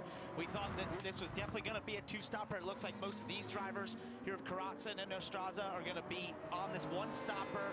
Is Donovan Parker got the ace in his sleeve? Can he do it? Well, that's a crucial question, isn't it? I mean, you know, overtaking is one thing, getting past is, closing up is one thing, getting past is quite another. Inestrosa, Carazza and Cardinal, though, you could throw a blanket over them, couldn't you, coming down this back straight? They're so close together. And you wonder whether they might try and work together here instead of fighting amongst one another. Get themselves, they're in that slipstream train at the moment. But Nunez and Walson still fighting each other. Parker, if they start fighting. Yeah. They're pretty pass there by Valson there, down into 10. I would think that would be the best plan. Racing incident. Racing incident. I want to be ahead of you. I don't care what it means. I don't think so. Inestrosa, not Inestrosa. No, Karatza. Karatza. It would be smart to be working together to utilize that draft to You try got and cut lucky down there. that gap. They've already got about 2 or 3 tenths in that last lap. That would be the smart move right here. Just seeing on screen there. His steering inputs were to the right. Like, there's no reason he should be steering to the right. A few laps ago, which fired Lanuza off into the gravel, so they've deemed that it was a racing incident. You can block the apex, but you can't block the whole turn. I agree with that. You do? Yeah. Okay. Yeah. Interesting. Well, I think when you take 3 cars down in that corner, all the same place, that's a very tough position to be in. They got there because of the draft and all the different movement there down in the braking zone. I think it was the right call. Well, it's a very good point. I'm not a racing steward. I just stand here and talk nonsense for 45 I'm not either, but I'm just going to agree with it. It's probably the best way to do it. Best way to do it. Donovan Parker, that gap from 6.3 seconds now down to 5.3 seconds. Of course, he's on, as we know, older soft tyres. And that is leaving you a bit vulnerable. Karatza there having a look to the back of Inestrosa, but nothing doing for him at the moment. They're just going to be patient, haven't they, really? Because it's going to come to them in the closing stage of this one. And this is what we're used to seeing in Manufacturers' Cup races as Parker comes into the pit lane for his final pit stop. So he's doing a 2-stop there. Yeah, but are we going to get everybody else doing a 1-stop? Can they eat those tyres out? And conversely, will they'll leave What happened? Something happened between Lawson and Simon. You see him shaking his head a little bit. Maybe he realizes that the others could potentially just be on a 1-stop. It's a possibility, but I've got to be honest. I think it's going to be quite difficult to eke out a 1-stop. And if it is a 1-stop, if you've got someone that has managed to pit onto the soft tyres and hasn't lost that much time, i.e. you would imagine Donovan Parker, that he could close up and just drive right past them in the closing lap, maybe even. That's what he'd be hoping. Certainly is. The case. Certainly is. So Inestrosa then leads the race now, half a second ahead of Adriano Karatza. Samuel Cardinal there just on his tail as well. So you've got 3 drivers separated by just a handful of tenths of a second. Then you've got Valson and Mosso Nunez. Where is Donovan Parker? So he's in 9th position at the moment. He's the first, or the second driver now to make 2 stops in this race. And he's got a hell of a mountain to climb in terms of making up time, but also he's got to fight his way through a fair bit of traffic up the road there as well, which could compromise him. And that shake of the head might mean that he knows that a possible chance of victory for Ferrari could have slipped through his fingers. And right now he's about 18.2 seconds back at this time from the lead, so he's got a little, that gap would condense obviously with a pit stop if these leaders were to pit, but we think possibly they're just on this 1-stop strategy right now, and therefore he knew it was game over at that point. So looking here at Samuel Cardinal, as we say, the top 3 teams in this one would love to have the checkered flag thrown now because they would get some great points on offer. Porsche sitting 5th in the championship with 3 points so far this season. You've got Karatza, Toyota, they're also joint 5th. That was regarding his contact with Simon. Meanwhile, has been given a 1-second penalty for colliding with another car. I'm quite sure if we saw what that was all about, but he's no, because you guys haven't put your camera on Simon at all this race. What it's all about. The upshot is, though, he's coming towards that penalty zone. You see that bar filling up, and he'll come into that. He'll lose a second, but he'll also lose the time it takes him to get back up to speed. So a second's penalty can easily end up being 1.5 to 2 seconds quite comfortably. And it's on that long back straightaway where we've talked about just getting a bad run out of turn 7 is worth a couple tenths, let alone having to slow down like that there and then having to reaccelerate back up to full speed, and it messes up your braking down to 10. Yeah, so these guys will make their tires last. So, if you're in Inestrosa, That's you're a Karatza or your 1-stop, Cardinal easy. here at the moment, Parker. You've got a nice, comfortable cushion over the rest of the field. Are you going to take that risk and try and do that 1-stopper? Is it worth it? I think it absolutely is, especially what we saw Karatza was able to do with his tires earlier in this race. He had the best rear tires of anyone, and he's been able to make passes in areas that no one else has. So I definitely believe that this is what he's expecting to do. I think right now, just taking care of those tires right now behind Inestrosa, but hoping that when he gets that chance to strike, it's there on offer. And we've seen him do it down into turn 1. He's done it down to turn 10. He seems to be always looking to poke his nose out just at the braking zone, just to make that driver think for a second, hey, I could get there if I want to. And that's definitely nerve-wracking. Karatza has a good run. Is it enough? Anything you got in your arsenal, you will utilize. Cardinals falling back now. So 5 laps to go then here at no, it's not enough. And well, it's anybody's guess as to how this one is going to play out. You would imagine that. Oh yeah, he's going to block. He's got fresher rubber. He's got, as we say, a big old mountain to climb to close up the gap that he has now created, courtesy of the fact that he had to pit early. He used up his tyre in the opening stint. It was a great stint nonetheless, you know, to see him at the sharp end of the field in his return to the GT World Series. But the problem with it is that it's left him vulnerable now, and it's cost him ultimately an opportunity of that win after pitting about 2 or 3 laps earlier than these other drivers. And he's been the fastest car on the racetrack. He's been almost a second faster than the leaders in the last couple of laps. So he has the speeds. You see him going by Haywood here down into turn 1, just with all that extra grip and the speed that Ferrari has had, trying to make up every position he can right now, pushing as hard as he can. He's got fast lap times. He might just not have enough time.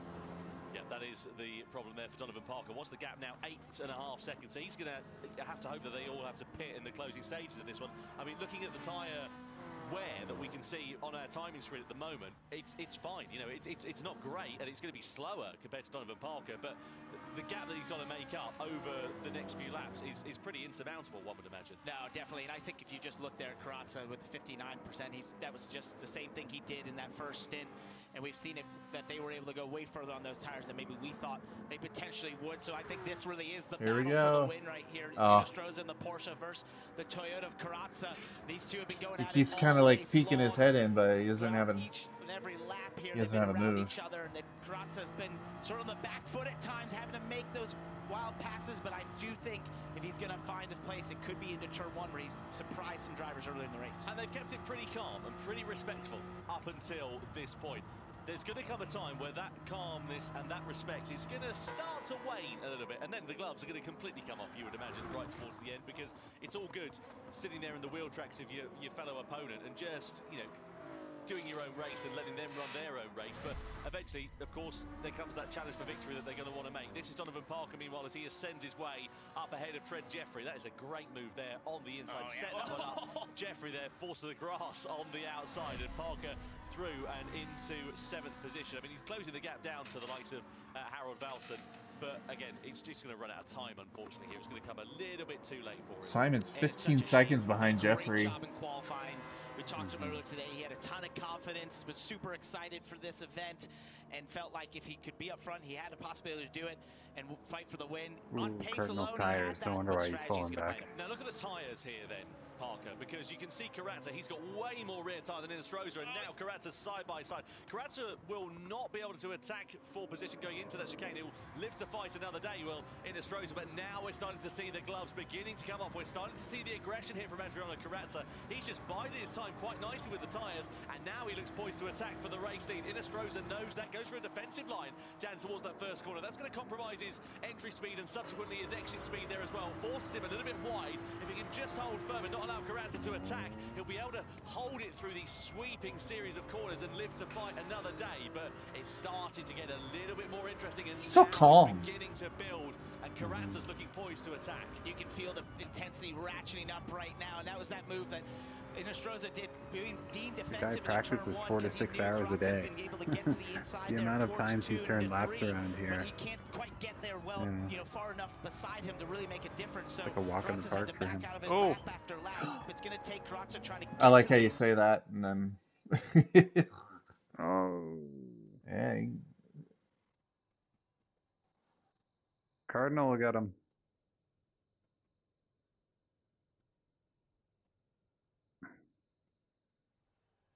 Oh. Wow. Clean as you like. 2 laps to go at the end of this one here. He just couldn't clear him. No.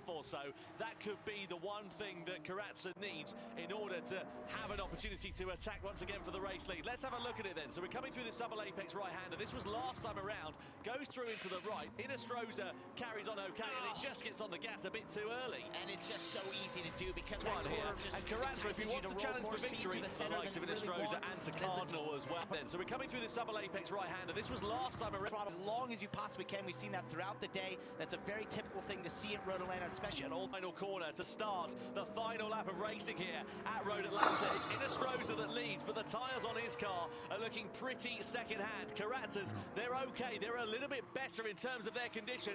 And now is this going to be the chance for Karatsa to challenge for victory in the Toyota? 1.1 seconds it was across the line, and now 1 lap to go here. It was about 2/10 Well right done, there. Inestrosa. Karatsa's got that pace in that race. Mazda called it too. He said Porsche would be strong. See Inestrosa use a lot of the racetrack. It's another 2 or 3 tenths right there. If he's going to get there, he's going to try and make everything up through turn 6 and 7. Inestrosa struggling. You can see him really pushing the front end, kicking up a bit of grass as it was just understeering like a shopping trolley there, just trying to get the car rotated, but he's got no front tyre left. Now Karatsa, he's in the slipstreaming range, and this is the last opportunity. Needs a clean exit out of here. Got the power down well. Inestrosa used the curb there on the outside. Karatsa's going to have the advantage of the slipstream. Then we come down the back straight. It's Porsche versus Toyota.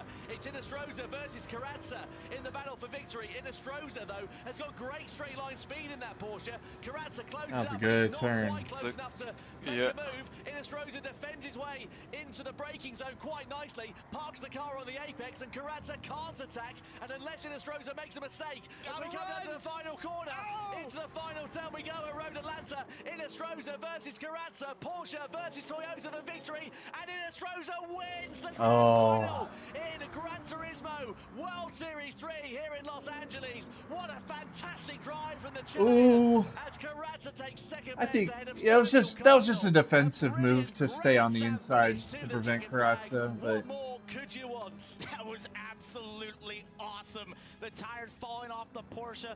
Karatsa and the Toyota congrats making every to move possible they your could. fellow Canadian for Getting the draft. Yeah, and they podium. come together Yeah. right there in the final corners. I've watched a lot of racing in my life. That was sensational. Yeah, absolutely brilliant there. Angel Inestrosa takes victory in Gran Turismo World Series 3 here in LA for the Porsche team ahead of Adriano Karatsa, and you have to give it to Adriano Karatsa. That was an Parker must incredible be drive over the course of that must be race. so But disappointed. ultimately, that mistake he made. yeah, I think the 2 stuff was not the move. And it's what Igor Fraga was saying up here when we had him up in the booth for a while. He just said it's the smallest little things, the smallest little mistakes that can hurt you when the field is this tight and so closely compacted, especially as we saw throughout this race, those battle trains essentially that occurred, and the field would sort of yo-yo effect and sort of compress back as the tires fell off. You could just sense the pressure was ratcheting up, and he just made that small mistake that's so easy to do on that long back straightaway. It's such an important corner, the most important corner of the racetrack, and sure enough, it was the reason that he wasn't able to get the win. Yeah, no doubt about it. Brilliant, brilliant job from Angel Inestrosa. And let's not forget that he's a chap who has been through a lot of hardships over the last couple of years. Broke his leg a couple of years ago and had to go through a lot of recuperation, lot of recovery, and bounce back to return to the GT World Series after a very short recuperation period relative to the injury, and he now takes victory. Let's have a look, though, at some highlights from that race, because it was Noah Lanuza who started it on pole position, but Donovan Parker moving through to take an early lead in that Ferrari. Yeah, used the pace of that Ferrari, especially the straight line speed and the draft to get to the lead. And started ready to race? The race for a while. This was Danny Solis making a big Ready mistake. to race. He was already at the back of the field at an insult to start injury a with that spin spin before into the wall. Nation. Here's Karatsa going the inside. Lanuza down to 10. I mean, I'm not as invested in nations. It got tense. Yeah, 3 into 1 does not go, and Lanuza, the big loser. I am. I want to see Cardinal again.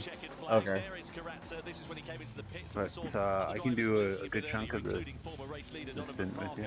Then emerged into clear air, but the 2 or 3 laps. Oh yeah, I still don't think Karatsa's move was. Cost him quite dearly, because though he would emerge into the race lead, as you can see, by 6.4 seconds, he had to then make a second pit stop, and ultimately would drop down the field, eventually finishing P7. Meanwhile, the sharp end of this race, it became a great three-way tussle between Carrazza, Cardinal and Inestrosa. This is Carrazza coming under pressure here from Samuel Cardinal on the third but last lap. We then saw Carrazza all over the back of Angel Inestrosa as we made our way down through the final couple of corners.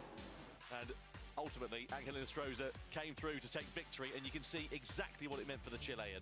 It's awesome. Really great drive to hold them off, to play defensive like that as we take a look at the results. In Inestrosa, they're just holding off Carrazza. Samuel Cardinal getting to third for Mazda, which was big for the points for them.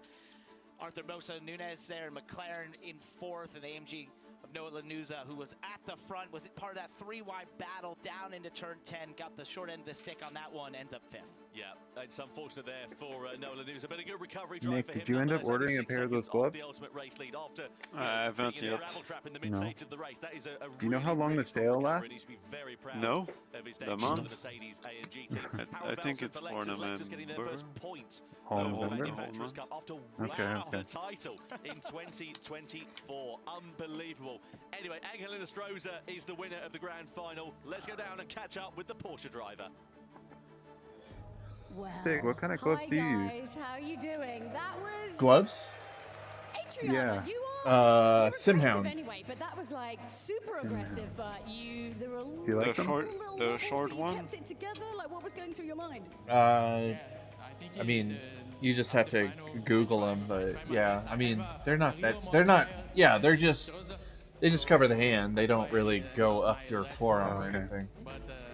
Yeah, I have a pair and I don't like them. Points to the Toyota, and in the final, I have a chance to make a title. Well, before I didn't use any gloves, so It's all good. And Samuel, how was that for you? Talk us through like the last. it's few an laps. improvement It was over pretty no crazy for us gloves. watching. Yeah. Since I've got this extra power and this new wheel, my hands are sweaty pretty much every race.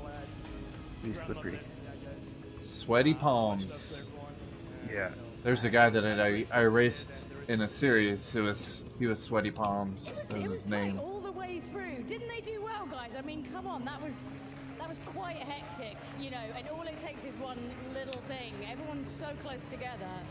You guys did amazing. Anything you want to say to the GT fans out there?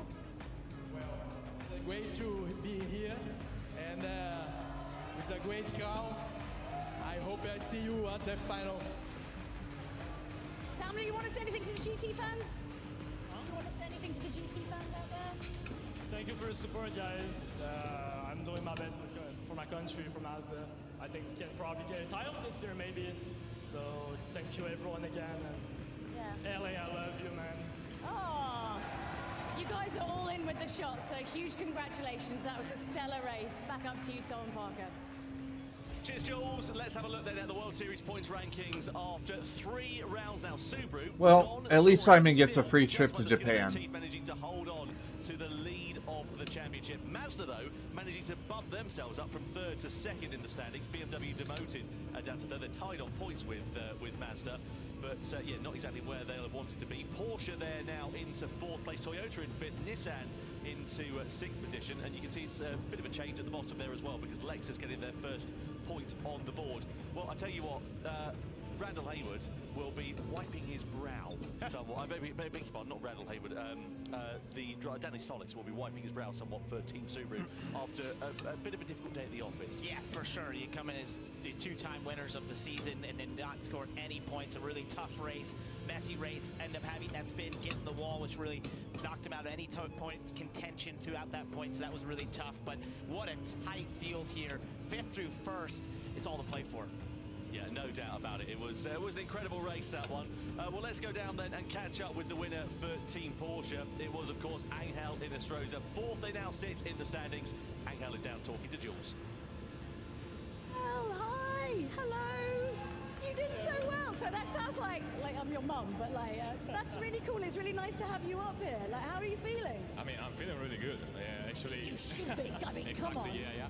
After finishing last in Berlin, having a tough period, some personal stuff happening in my life, I told to all the Spanish guys, I'm gonna win in Los Angeles, and here I am. I honestly think you've got to believe it's going to happen, or like it probably won't, you know. And like that was a tough race. That was really close all the way through. Like, what were you thinking in terms of like strategy? I just tried to save fuel. Sorry, no, not saving fuel, saving tires. Tires. Yeah, because I knew that you would have a really huge advantage in doing just one stop. So I think it really paid off. At the end, I think that Adriano had better tires than me, but I tried to defend and do everything I could. I mean, you did, and Adriana was coming for you, but it was getting a little bit busy back there. But I mean, it just goes to show, like, obviously, you know, like Gran Turismo can be, you know, one time you win, sometime you, but it's you tell them just to keep at it. Yeah, I mean, it feels awesome to be back at the top of the podium. That's it. It's always great to be at the top. Well, congratulations, cheers. Thank you. Cheers. And well done. Back to you, Tom and Parker. Yeah, cheers, Jules. Don't forget you can vote for your Dunlop driver of the day on YouTube as well. Is it Inestrosa? Is it Carrazza? Is it Cardinal? Well, I have to say, I don't know who I would pick from that one because they all performed valiantly. I think Inestrosa. I know he's the winner, but I have to say the room is so empty. Holding off Carrazza, who probably had the faster car at that point, the better tires. Yes, there was a small mistake, but the intensity down into turn 10, knowing he had the draft and wonder how big it is. hold him off to the final How course. many seats? Well, I'm glad that you decided to just go and pick somebody. I, meanwhile, was sat on the fence so much I probably got splinters. Yeah, no, you did a commentator. I wouldn't have minded to go. Yeah, I mean, as a result of that. It was just bad timing. Yeah. You know, really holding his nerve at the end of that one. Shout out to Samuel Cardinal as well in that match. We know that car's a little bit harder at its times. It's a front engine, rear wheel drive car, so it does wear those tyres out a little bit more, but he did a really good job. He did, and in a race where there was a lot of mistakes made, right? And you saw a lot of drivers make mistakes. We saw some altercations there. We saw 3 wide at one point. He sort of just ran his race, ran it effectively, and got the result that he was looking for in doing such a thing. And that's sometimes really tough. You know, if you get in these races and you see all the action happening and you want to be a part of it, it's tough to hold yourself back and think, if I just keep doing my race, I can get the result I want. He did that. Absolutely, and obviously for a lot of the teams, especially the top 3 in particular, they're going to be now riding on the crest of a wave as we go into the World Finals in Fukuoka, right? Yeah, definitely, and I just think how tight this championship is. It's amazing. It came in with really looking like it was Subaru and BMW, and now it's completely flipped where you have basically 5 manufacturers who have a chance to get the title. Yeah, there's a great opportunity, as you say. You know, for Lexus, good to get them off the board. You know, for Subaru, as we say, they'll be wiping the sweat off. Higher is Nick the guy that did the AMG with you? It is amazing. Yes. Oh, okay. Yeah. Nick is my sandbox. Just a few races. You don't want to have any race, sort of a blow-up race, but that was in that case. And hey, look, now they know that they're in the first position. Are you the best they can, but it's gonna considering team membership or just coming to hang out? Just hanging out. Okay. I have some pain issues right now, so I'm not playing that much. In second place, please give it your all for the Brazilian, Adriano Carrazza for Team Toyota. I will say that team membership is less about your track performance and just how well, you know, you mesh with the team. Yeah. But yeah, that's, you know, just throwing it out there. Yeah. Germany? National Anthem of Germany? Oh, I guess my YouTube automatically started playing Berlin. I've been trying to get Nick to join the team since I joined the team, Stig. So. Well, we got some really fast guys on our Good team.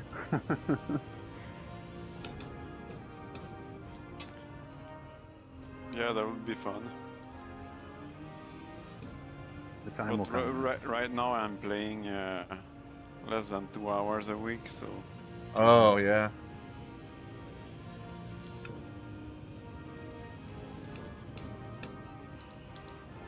Are you still running Snail, Nick? Yeah. I missed a few weeks, but trying to keep that on the menu just to stay sharp. Come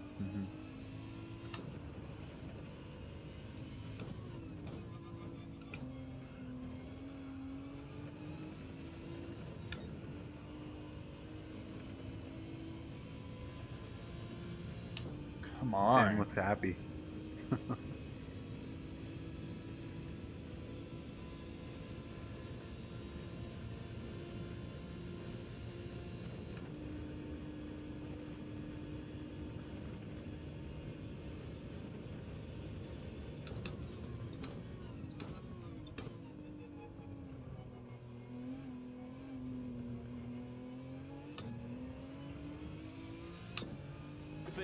To Samuel Cardinal God for damn. Team Mazda.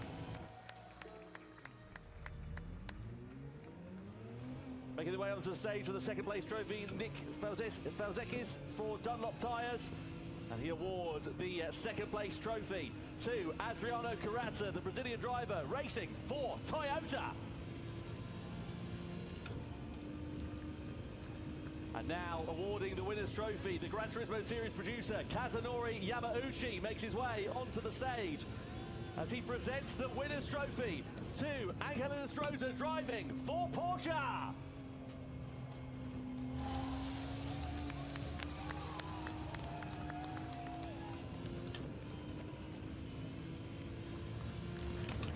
Cardinal can't even have a beer after the race. I know.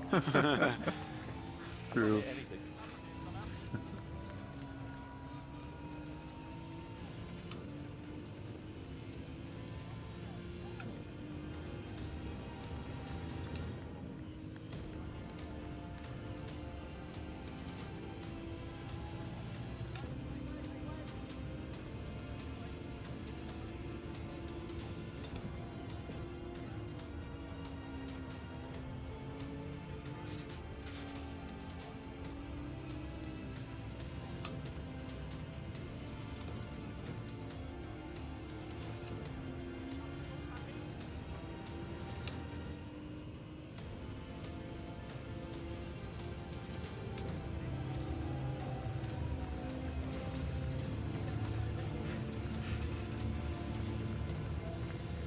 Yes, that is the end of round 3 of the Manufacturers' Cup.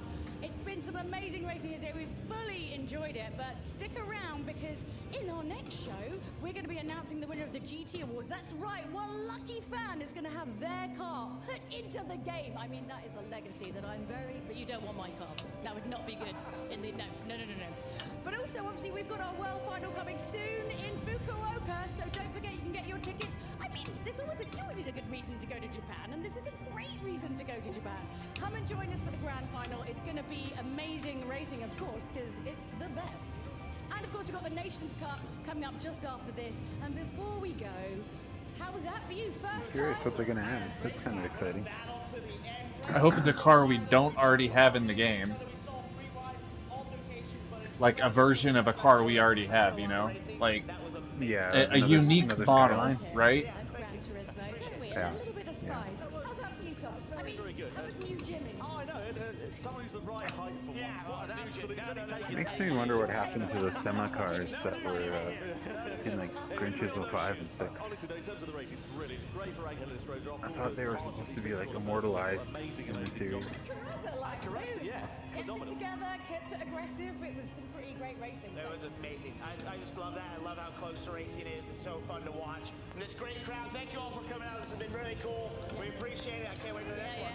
Well, don't go anywhere because we're going to have the Nations Cup coming up very, very soon. We need to find out who's going to be in really good footing for that grand final in Fukuoka very, very soon. So don't go anywhere. We'll see you very soon. Bye.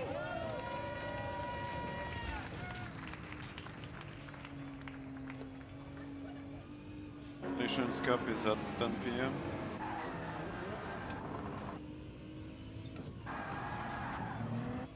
Yeah, 10 o'clock.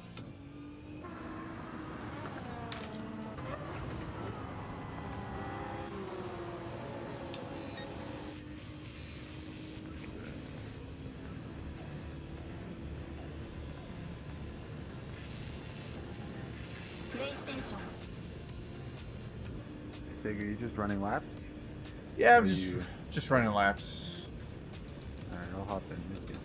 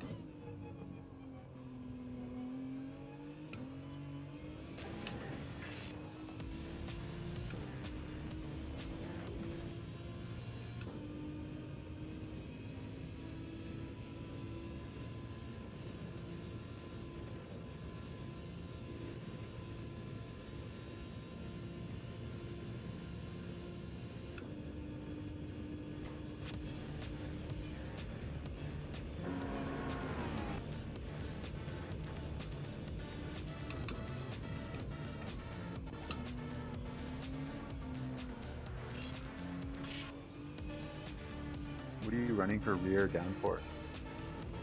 535. Oh yeah. What's that? And front? Are you max? Are you max downforce at the front? Uh-huh.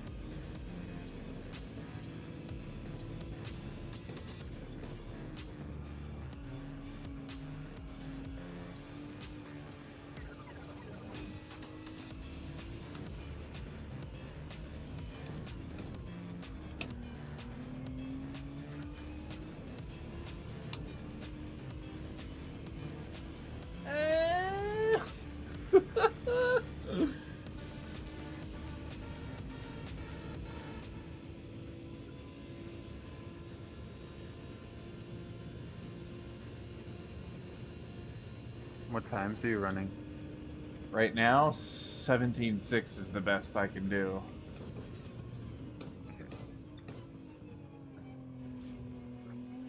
Which isn't great.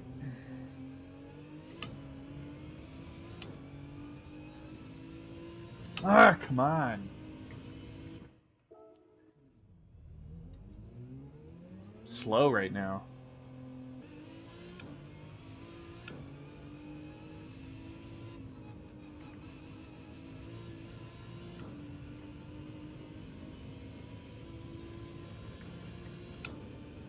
That telemetry tool is going to be so useful next year.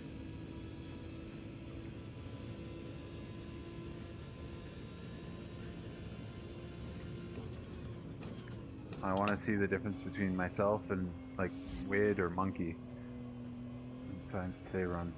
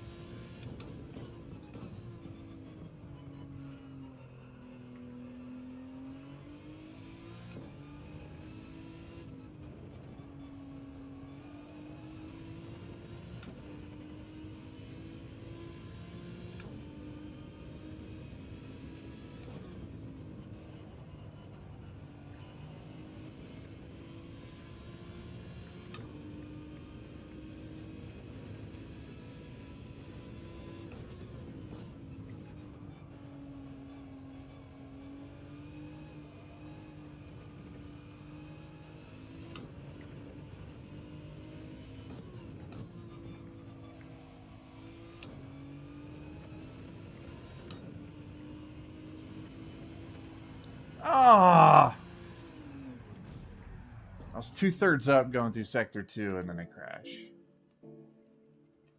I'm pushing really hard though, because it's the only way I get pace.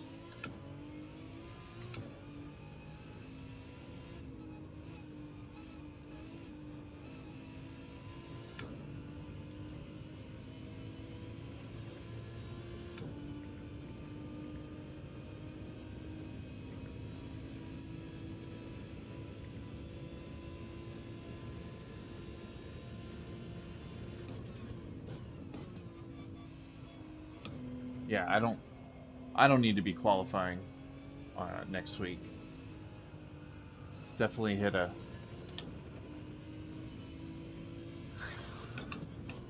Have you tried any no fuel runs? No.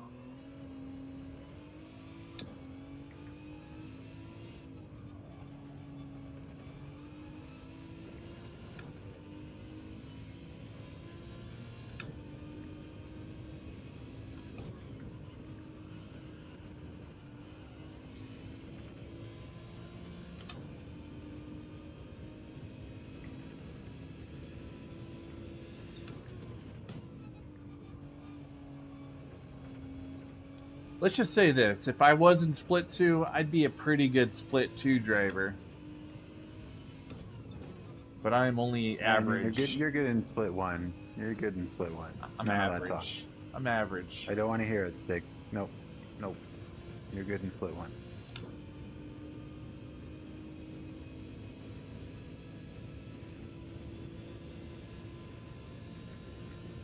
1. What you did at Lassar, that was crazy. What you did at Nürburgring, also crazy. Don't sell yourself short.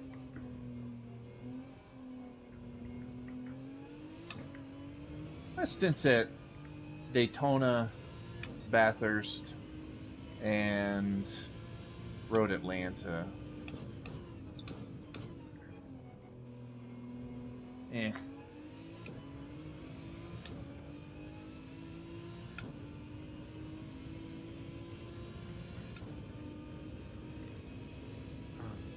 I can't hit that 39.5 right now, Sector 1. My first corner needs work. That's the one sector I can hit a 39.5.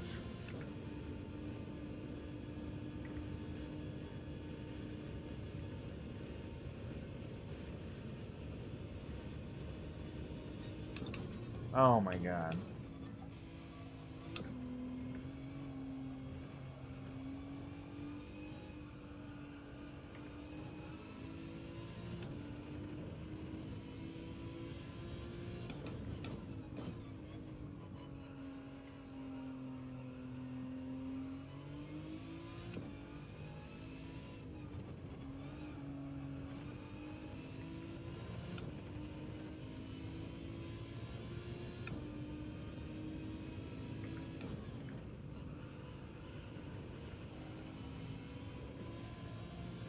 That was a good Pouillon.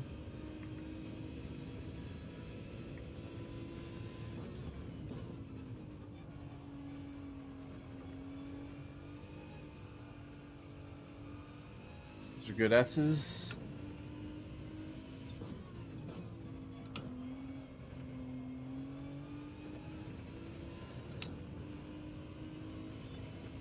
Still haven't broke a sub 102 sector 2. I need to be like in the 101 in a 101s easily.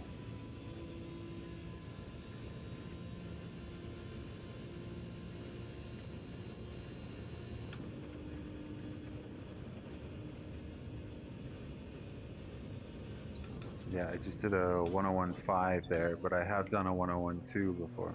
That's insanity. That's really fast. Okay.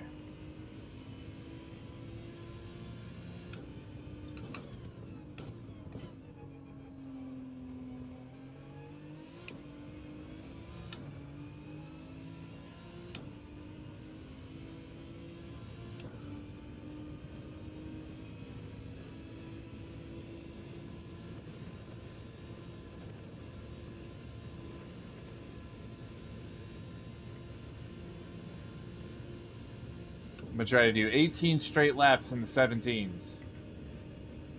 That's my goal.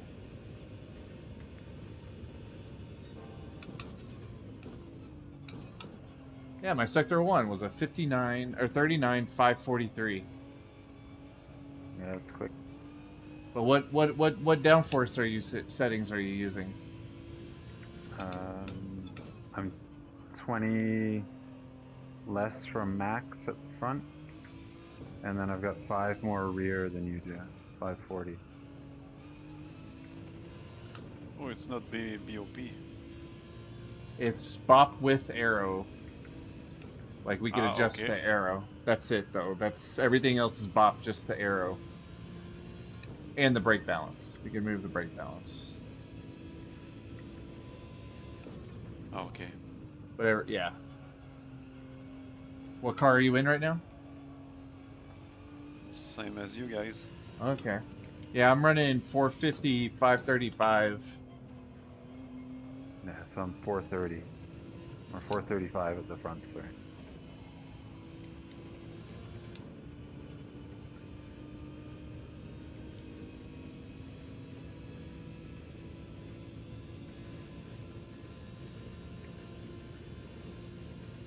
Well, I hope Simon gets lit tonight. Has a good time. Simon, I don't think he's like old enough to drink, is he? I think he just turned 21 earlier this year. Okay. Yeah.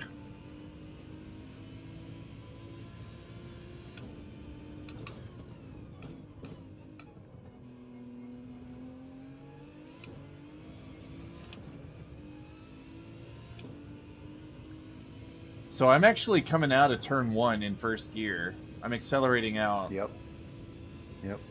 I think it's faster. It is. Same thing for coming out of bus stop too. Yep.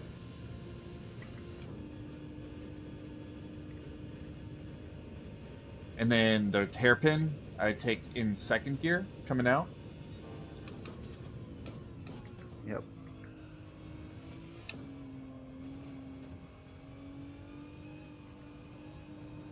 Wood came out and did a 16, and I told him that I did that, and he's like, "Man, I just put it in third at hairpin, and then I put it in third coming out of last turn in turn 1." I'm like, "That's crazy. I'm sure you can get faster." Mm-hmm.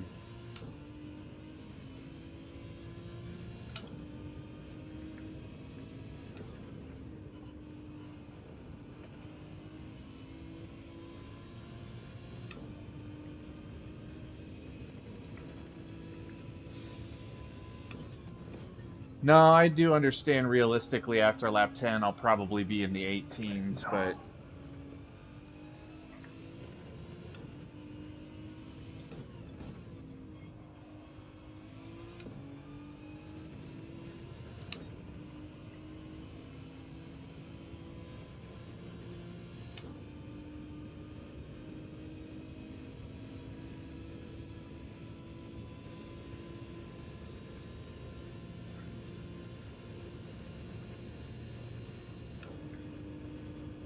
I was watching the spa race happening right now, and I am faster than a lot of those guys. So I think I'll be alright.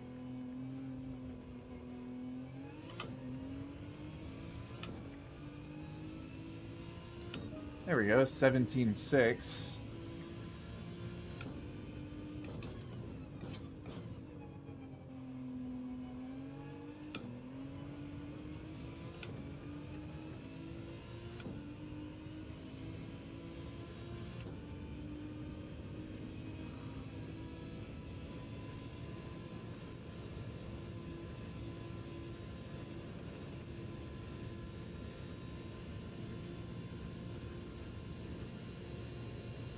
So, have you decided if you're going to do a 1-stop or 2-stop?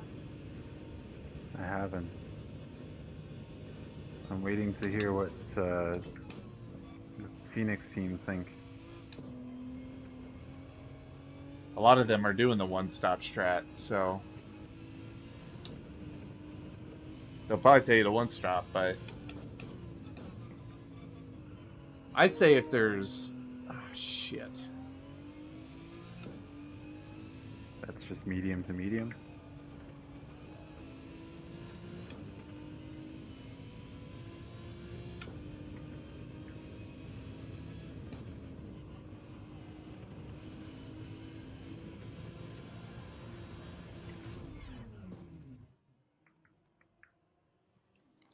What the hell? Is she gonna cook? I mean, I'll cook. I'll Man, cook. just driving terribly right now.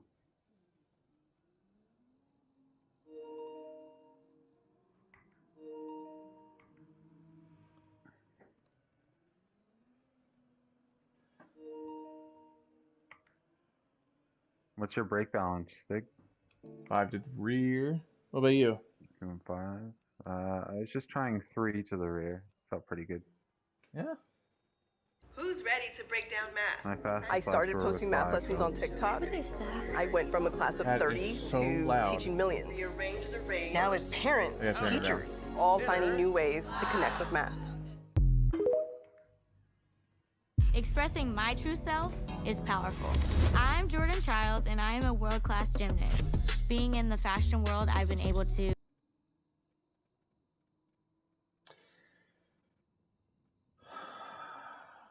Let's see.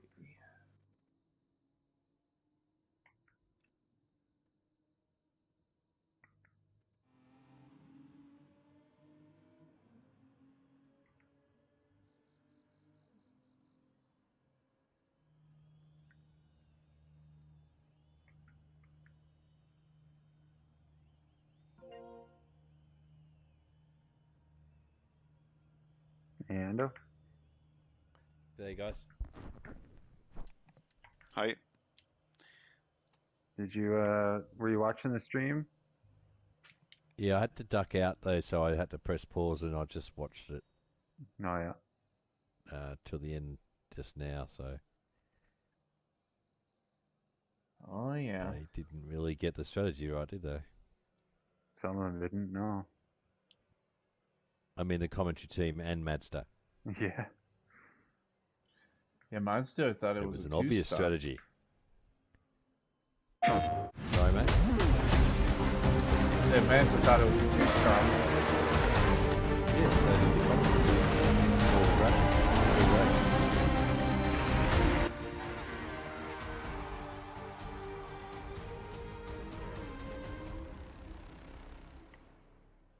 I wonder if how different the game is, physics-wise and everything, because there's no doubting there was some different camera views there, so there's no doubt. And they have the ability to assign penalties in the race. Mm-hmm. So there must, it's obviously a different build of the game. So what else is different, with regards to car performance and Well, everything? Simon said there's a different bot for the live events. So. Yeah, well, even just that, even yeah.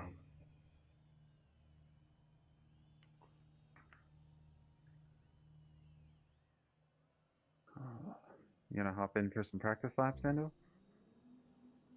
I've got something else I need to get ready for that's in a few hours, yeah. unfortunately. But then I've got to dedicate this week to working out this Spa race. But it's going to be one of those races where it's just driving in a lot of mixed conditions, isn't it? Uh-huh. Yeah. We don't really know yet, do we? Yeah, I haven't checked the forecast in a couple days. Because the split one, right, it will bear no resemblance weather-wise to the split 2 guys that are racing. Nope. No.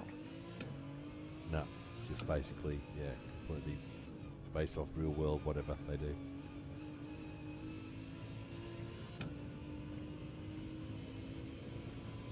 So hopefully we get that sooner rather than later, and I can do a couple of solid days of preparation. Because I'm on vacation.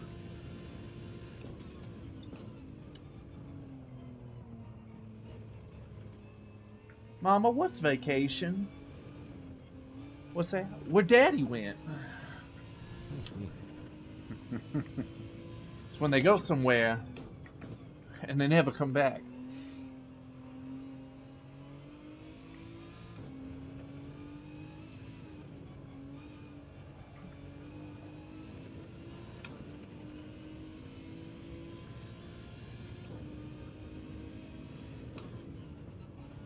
Could you survive with this downforce in the rain, Stig? With your downforce? Or yours. I mean, I'm already running max pretty the low. front, so... Oh, you're talking about the rear? Yes.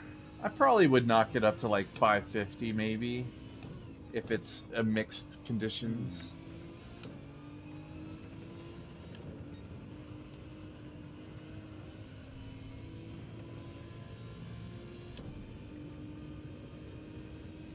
.450, 550 is pretty drivable. In the rain.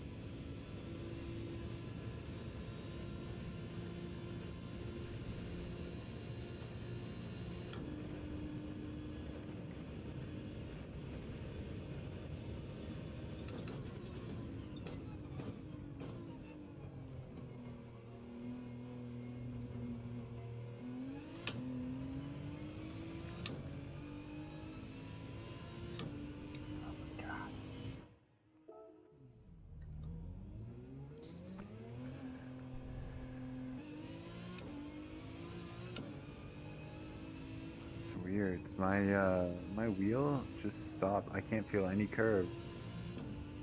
I still have force feedback, but I can't feel any rumble strips now. What about if you reset? I did. I shut it off.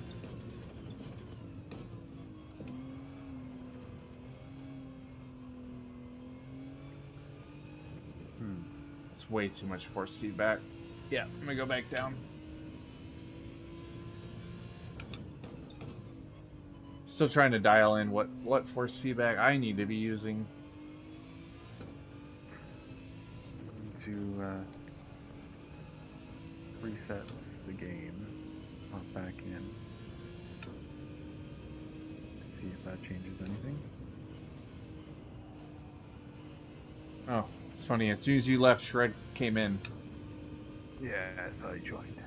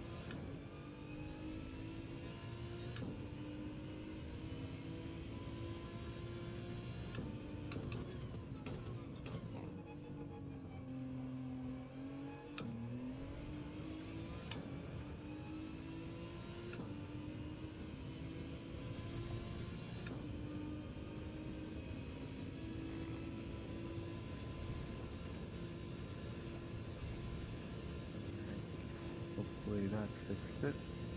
This wheel has done some strange things since I bought it.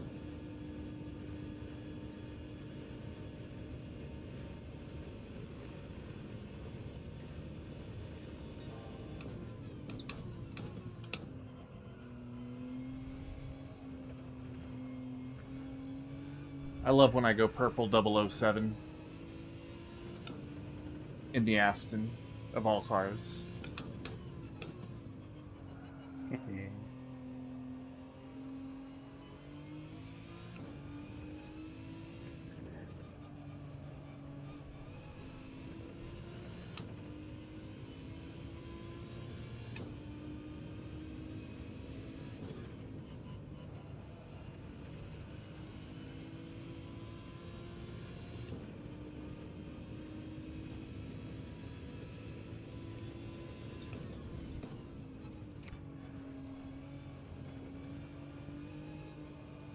It's dragging.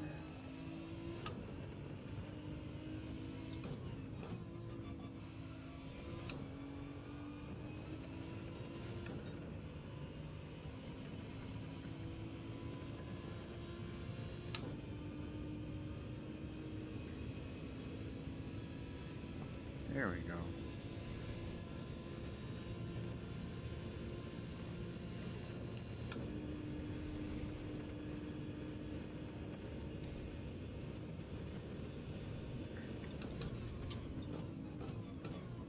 Woo! Okay, we're rumbling again. Let's go.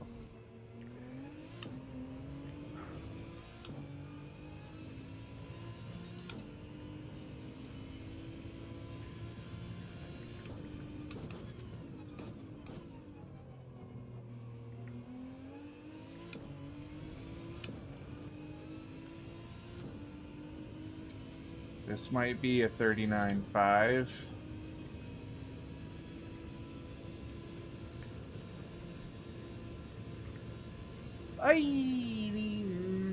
That'll be close. Please don't.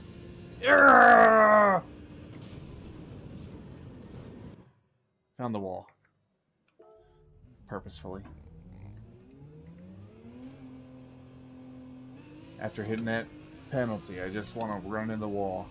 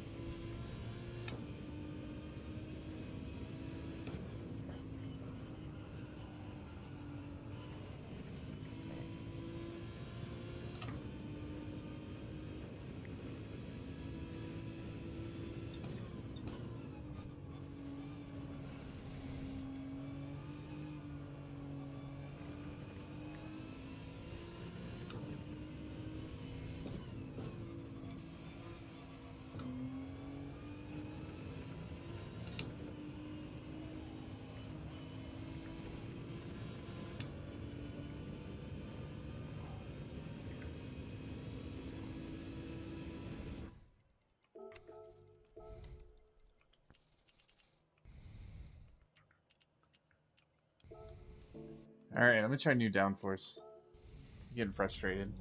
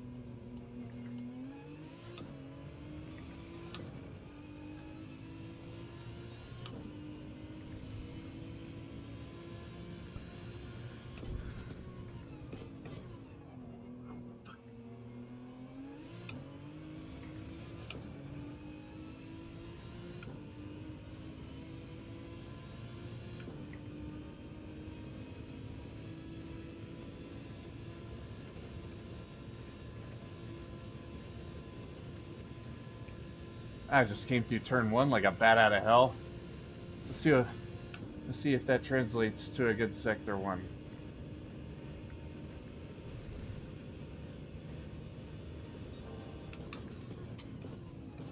Oh my god. Oh my god. I broke way too late.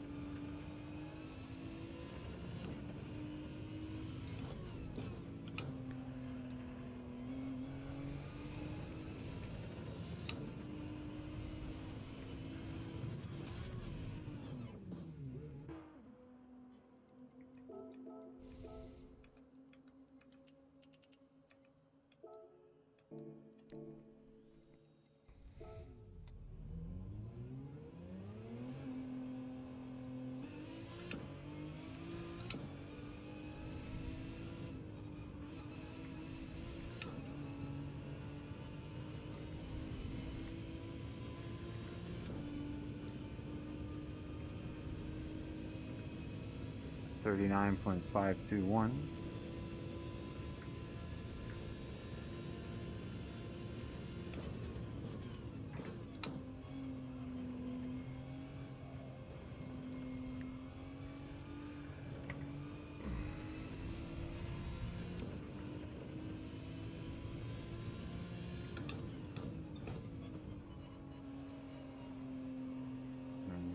Really bad sector 2 though.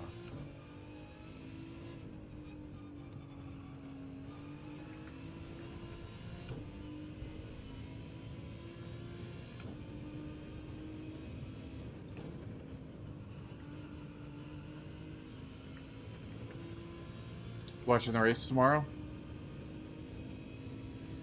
Formula Brazil? One? Yeah. Yes, sir. Of course, of course. Who you rooting for? Or who you going for? Oh man, Piastri's been my guy all season, but I think this is Norris's championship. Yeah, he won today too, He's didn't had a he? crazy He won the comeback. sprint. Yeah. Yep. How He's about good. You? I'm not. I came into the season with little knowledge, so I'm kind of just trying to take in the field, see how they are.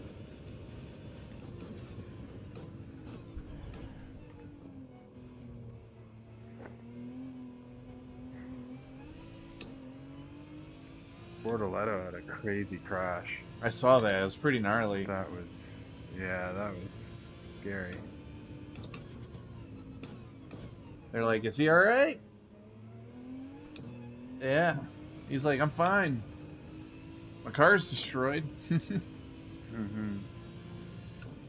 But he didn't get to qual. That sucks.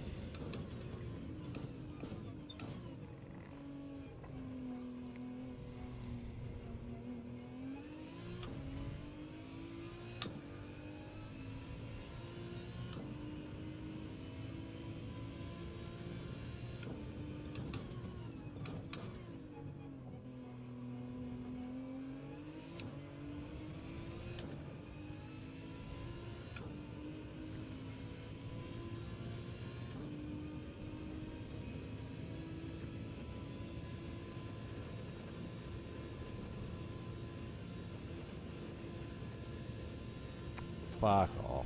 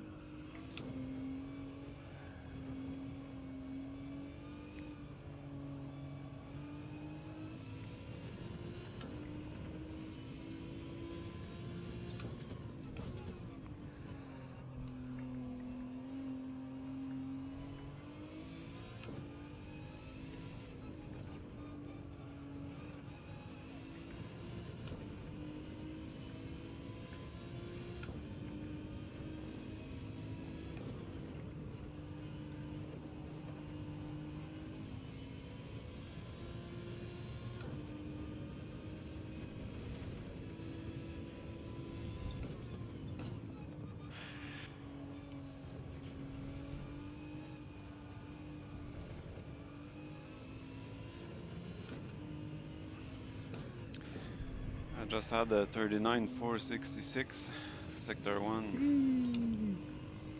And of course the rest was total crap. The fast first sector.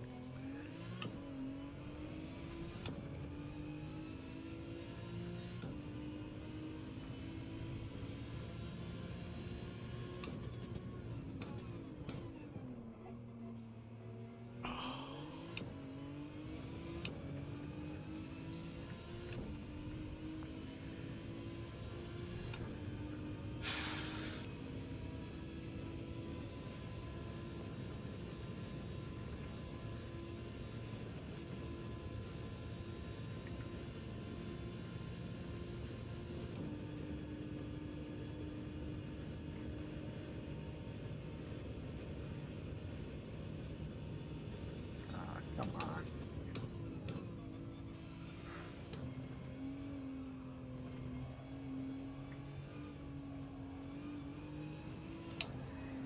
Ah.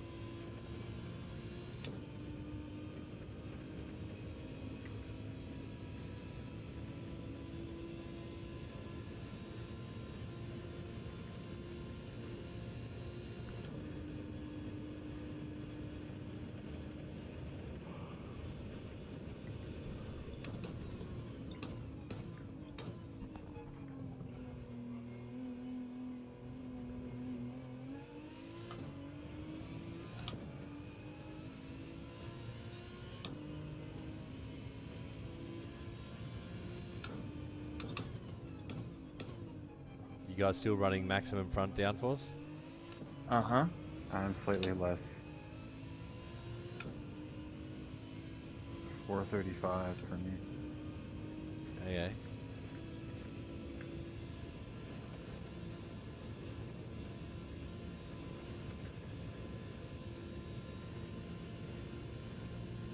And pretty low at the rear. Mm-hmm.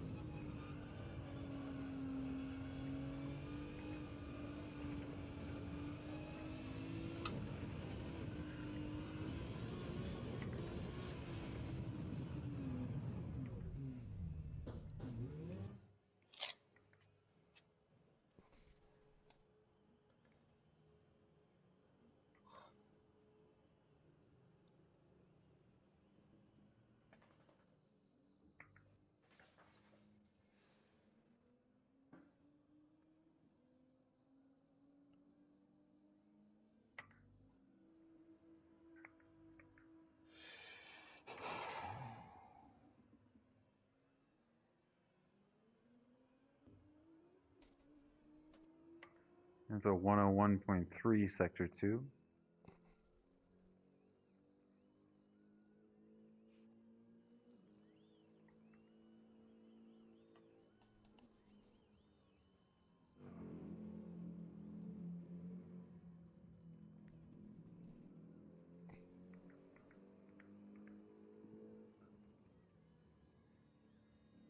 Who's the... Is it Oscar? No, Oscar's... Did one of our guys DC? No, Ricardus is in 9th. Holy cow, man.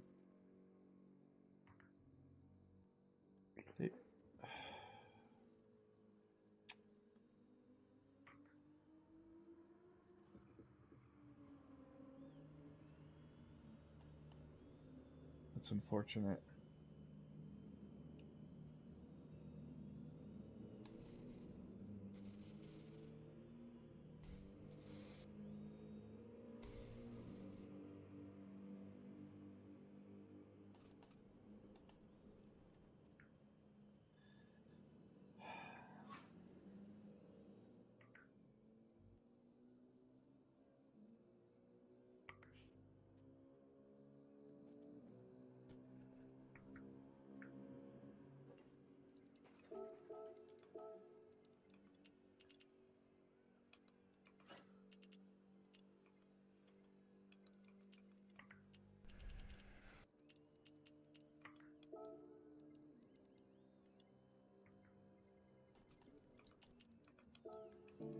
Problem with it... An optimum of 16.4. That's the lowest it's ever been. So, yeah, so...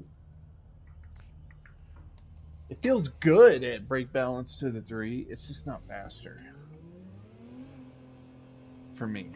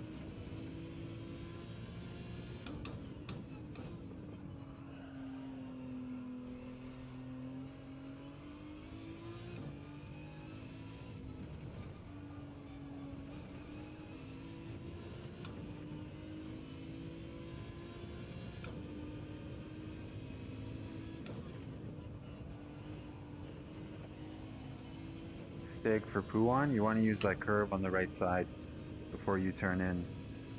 You get such a wider entry. Yeah. Yeah. Other than that, the rest of your lines look great. Still a lot of time for me to find, though. You want to kiss the curb on that corner, and you want to turn in earlier on this corner. So, Stavlo area, turn in a bit earlier. The flag has always been an important part of my life and my family's life. It symbolizes everything you stand for as an American.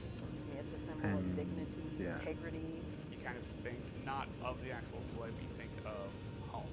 Anytime the national anthem plays, it just gives me goosebumps and makes me proud to be American.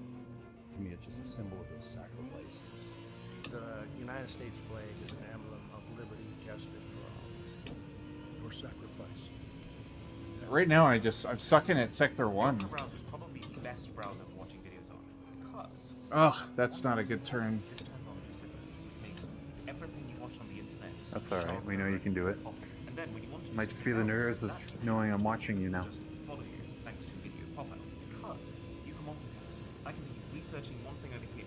I can pull in a second window to immediately split screen. I can pop over here to the sidebar if I want to quickly change my background music. And on top of all of that, bring up ARIA AI. You shift at 152, right? Yeah. Shift at 151. You shift at 151? I might push it. Yeah. I might push it a little more. And the curb on the left there, before that right, you want to use that. Get further to the left. And our most advanced pivoting system. Made You'll ergonomically, have a wider angle for the corner. designed to effortlessly navigate the contours of your face, or your friend's face, or any face, like it's known them forever. The new Harry's Plus. You want to hit that curb on the inside, yeah. Yeah. Now use this curb. Get on this curb here. Yeah. Practice doing that. Yeah. Well, actually, look, it felt nice.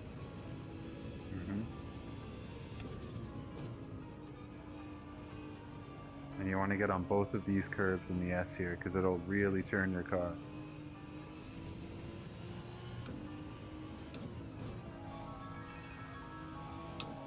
There you go. Kiss that, yep. Turn in a bit earlier here. There you go.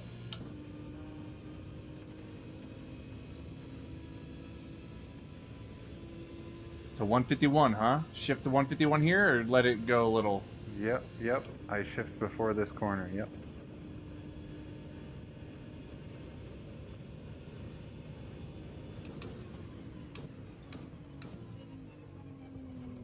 Yes, get up on that curb. Nice. This should be better. A little bit.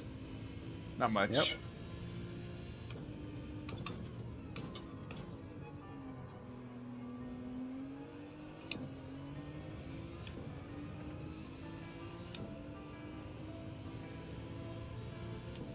If I could just be consistent, which I have been.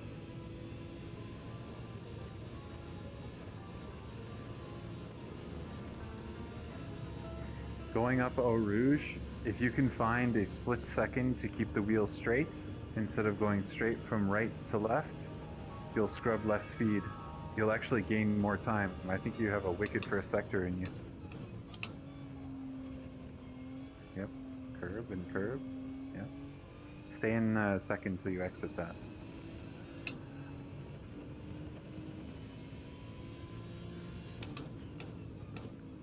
Oh, I hate that. Well, I did get a little extra rotation with that back end coming out just a smidge.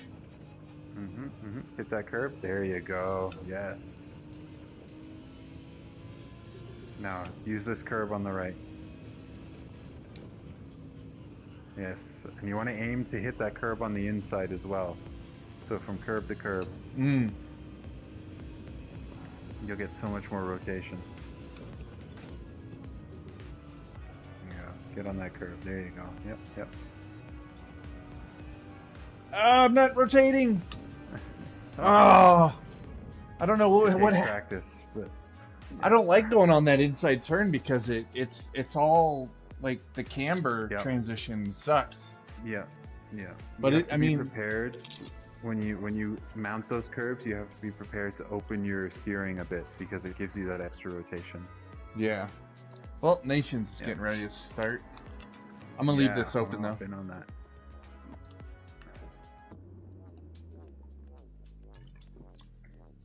This frickin' sparkling water from Kroger. It just makes me feel more thirsty.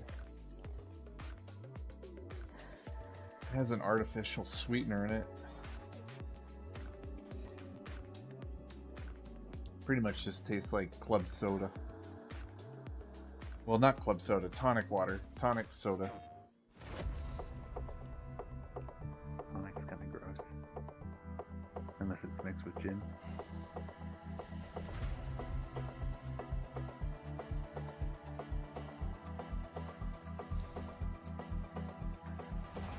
Yeah, that was unfortunate for Simon. Yeah.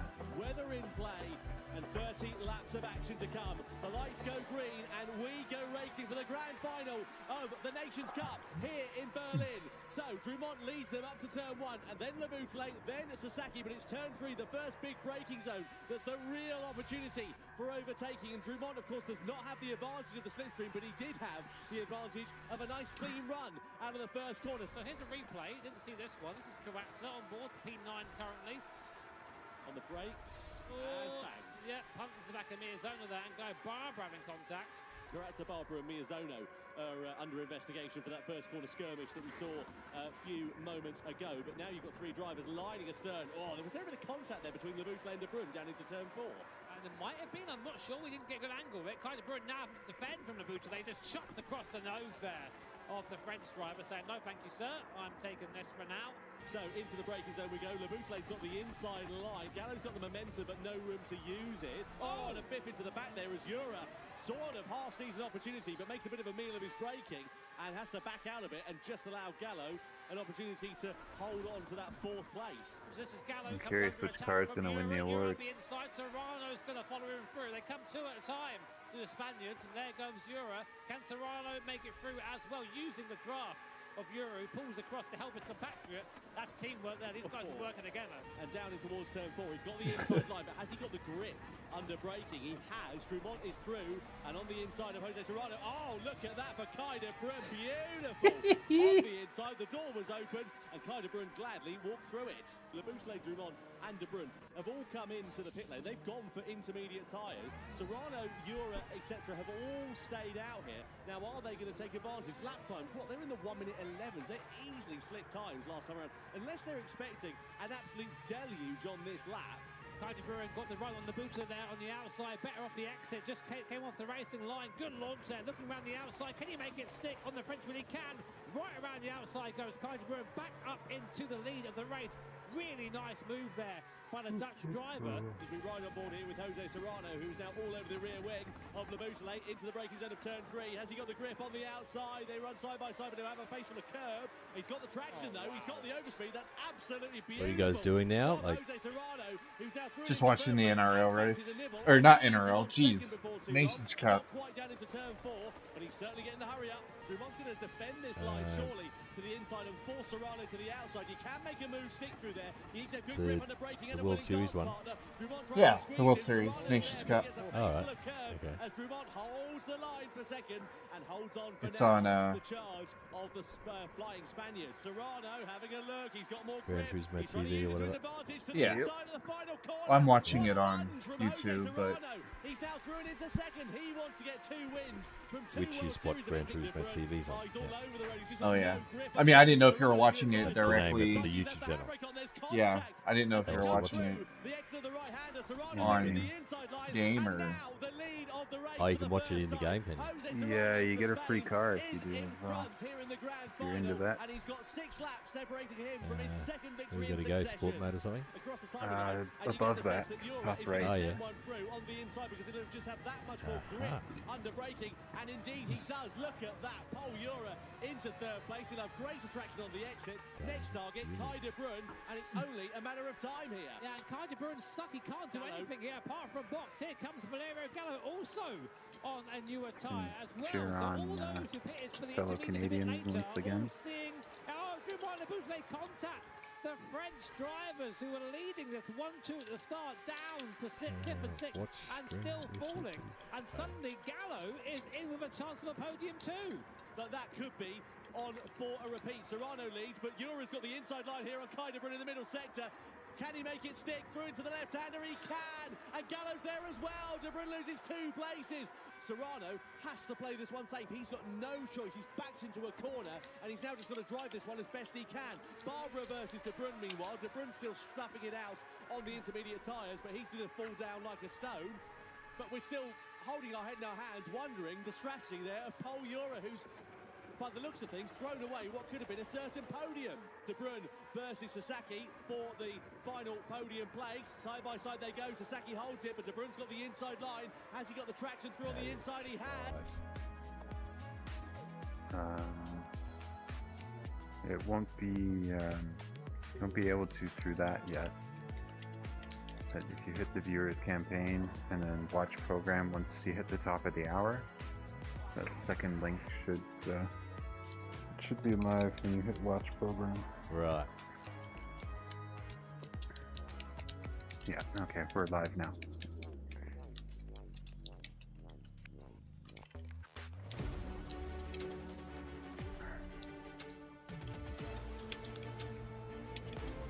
Oh, they stream Twitch too. I didn't know that.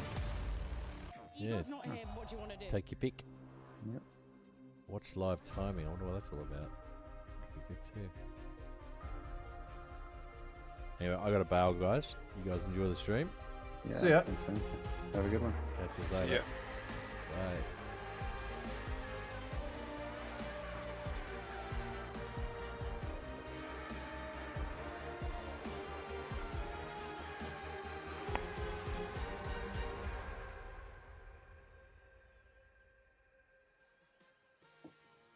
Hello and welcome to the Gran Turismo World Series, coming to you live from Los Angeles. Now, we are in the midst of FanFest, which is like this huge just celebration of everything automotive. But these particular cars are super cool because these are just regular Joes who brought down their babies in the hope that they're going to win the GT award and get put in the game. You might be playing one of these cars, and we're going to find out which one later. Now, let's not forget the main reason we're here, which All is the Japanese Nations Cup. tuners, We by the need look to of it. know if Serrano's going to take it 3 for 3. I need to know, you need to know. Let's find out. So let's take the chance of us having a car that's already in the We game. are here inside Looks the quite high. beautiful Orpheum Theatre in Los Angeles with, I've got to say, one of our best crowds ever. You guys are well up for it. We are loving it here. The energy is fantastic, and of course, it's the I Nations just don't Cup. believe There's so that. much I don't believe greatness what to she come. said. But before we get into all of that, why don't we take a quick look at Yeah. I don't believe it either. Forget that you can get involved with the World Series inside Gran Turismo 7 with the bonus campaign. Just click on the Winners Campaign banner on the GT7 world map, and that's going to give you the chance to win 1 million credits for each of the Nations Cup and the Manufacturers Cup by predicting who's going to win. Just think of all the stuff you could buy with that. Don't forget that you can enter and vote right up until the start of each grand final. Good luck. Watch the World Series broadcast through your GT7 game, and you'll unlock some special campaign. Watch the Nations Cup live stream, and you could win. Yeah, I'm talking to RX-7 Indian GTX Stig Racing. I was like, "Hi, Indian Stig Racing. I'm American Stig Racing." Myself included. And here's your chance to grab some. I've seen his name a lot, so. Now, I know you guys are super excited to find out more about this Spec 3 update that is coming very, very soon. So why don't we take a little sneaky peek at the Yas Marina track? Oh, cool. Yas Marina. Yas. I think GT3s are a bit slow for it though, let alone road cars. It has a lot of good technical terms, though. It does. But yeah, it's more for higher downforce cars. Yeah. Formula cars, look at that. Yeah. Show us something unique. That's cool. No, it's gorgeous. Oh, the Renault is space. No way.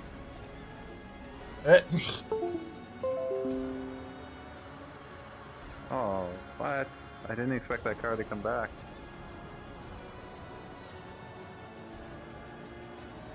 It's Space F1. The 3500B, isn't it? Yep, that is. The Espace.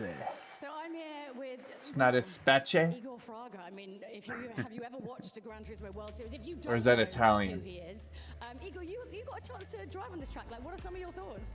Yeah, so yesterday I had a little bit of time to play in the track. The track looks really good, especially at the nighttime. The immersion that you have playing that track, it's very intense. There's another Stig in the chat. Yeah. Stiggy Moss. A Stig trifecta. I mean, it looks pretty good, right? I mean, come on, guys, you can do better than that. It looks pretty good, right? It's the blood, sweat, and tears of polyphony. Give them a bit of. So also, for Spec 3 as well, we've got like this new data logging feature. So maybe you want to explain a little bit about that so they can get an idea of what it is. Yeah, so the data logging stuff, it's what we use also in real life as well. So in the Gran Turismo, now we have only the replay to compare against the other drivers, and now we'll have the data logging that we can really look into details of driving. And I think you can make your time more value, I would say. Like instead of trying in your driving and see that on the track, you can like actually compare to the other driver on the data and see like what's the difference it is. Oh, so they don't want to know what other drivers are doing. It's just about. No, I'm just kidding. Of course you do, right? You're a little bit competitive. Yeah, so we kind of expecting the World Final to be more competitive with these two, I guess. It's good. Well, I mean, it was already, we did get like a little bit kind of nerdy into the stats, but this is like another level of nerdy statting, which I can see you probably like. Yeah, we kind of love that, I guess. Oh, you definitely love it. Yeah, I love it, yeah. Well, it's going to be amazing. You guys excited to drive it? We are so excited to see you on track as well. So big thank you to Igor for coming in and chatting to us. Yeah, thank you so much. Thank you. It's weird if you're not here. Yeah. I know you have to like drive real cars or whatever, but like, come on. No, the thing is, like, I'm here, being here in the competition, watching all the. Where are you guys compete, practicing? like, I want to drive it too. Watching the stream. Race against them. Well, for Nations. Our nations. Old nations. Why nations? Well, it's a pleasure to have you here. So we're watching A nations. little bit of a recap to keep you up to date of everything that happened. Is there? I mean, I know it's a round, but is there a particular reason why? Not really. Because it's cool. Alright. Nah, I just didn't know there was like someone we knew in nations. Under attack from Europe. You're up the inside. Serrano's going to follow him through. They come two at a time. The Spaniards, and there goes Europe. Can Serrano make it through as well using the draft of Euro, who pulls across to help his compatriot, who wants to defend this line surely to the inside and force Serrano to the outside. He can make a move, stick through there. He needs a good grip under braking and a willing dance partner. Drumont tries to squeeze him. Serrano's there, but he gets a face full of curb as Drumont holds the line for second and holds on for now.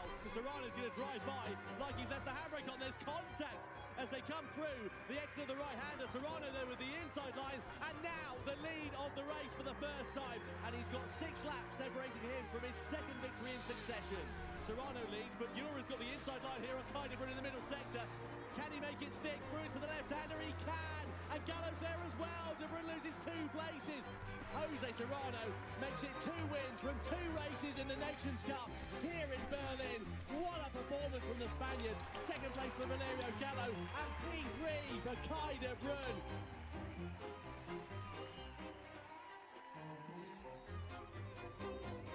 It's now time to meet the 12 drivers that will be lining up on the grid. Please welcome, first of all, from Chile, it's Angel Inestrosa. I want that t-shirt. Angel is a That's a nice 5-time t-shirt. winner of the Gran Turismo World Series events. Over 54 starts, a win ratio of 9.3%. Black shirt, the Gran Turismo symbol on the left side of the chest. Next up, from Canada, give it your all for Pretty Samuel basic tee. Cardinal. It's Samuel's first season in the Gran Turismo World Series as he makes his way onto the stage here in Los Angeles to a rapturous applause from the crowd. Next up, give it your all for Guy Barbara from Australia.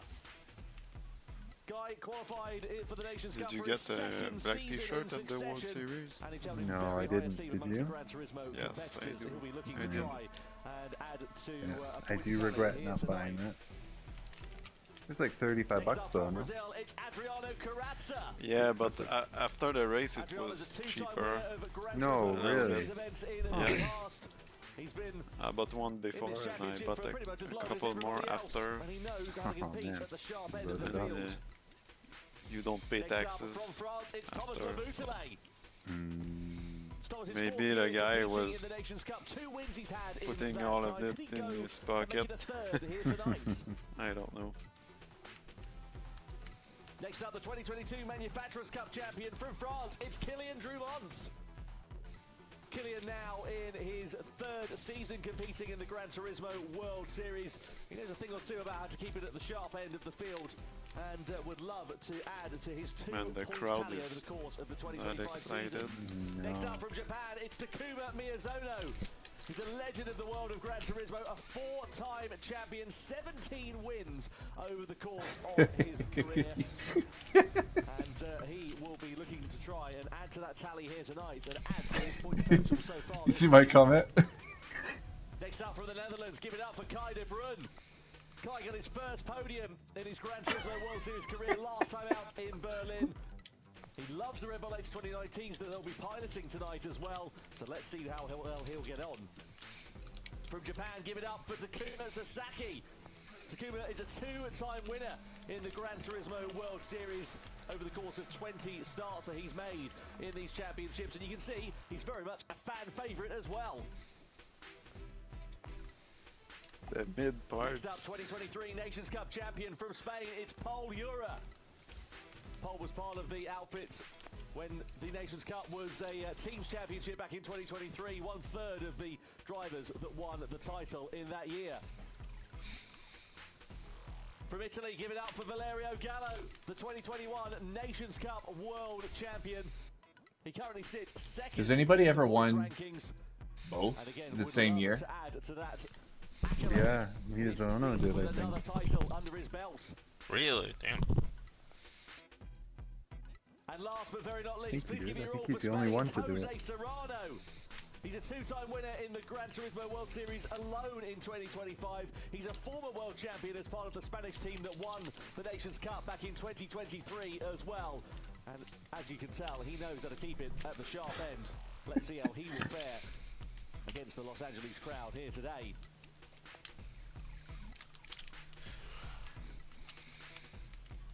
And now, ladies and gentlemen, we ask you to please stand if you're able for the national anthem of our host nation in the United States. No way.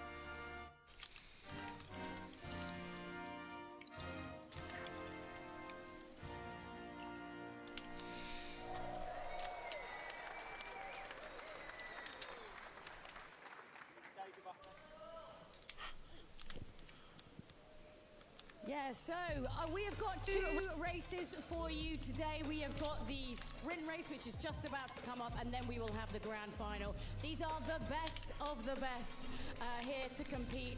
Every single point is going to count because it's going to be even hotter by the time we get to Fukuoka. Who were some of your favorites then? Give me some names. Who you races for you today? We have got the sprint race, which is just about to come up, and then we will have the grand final. And there's everything to play for. These guys, the moment it can all crumble, it can all go your way. Let's see how it's going to go down. Here's the comp format. Best 12 drivers in the world from the 2025 online qualifiers.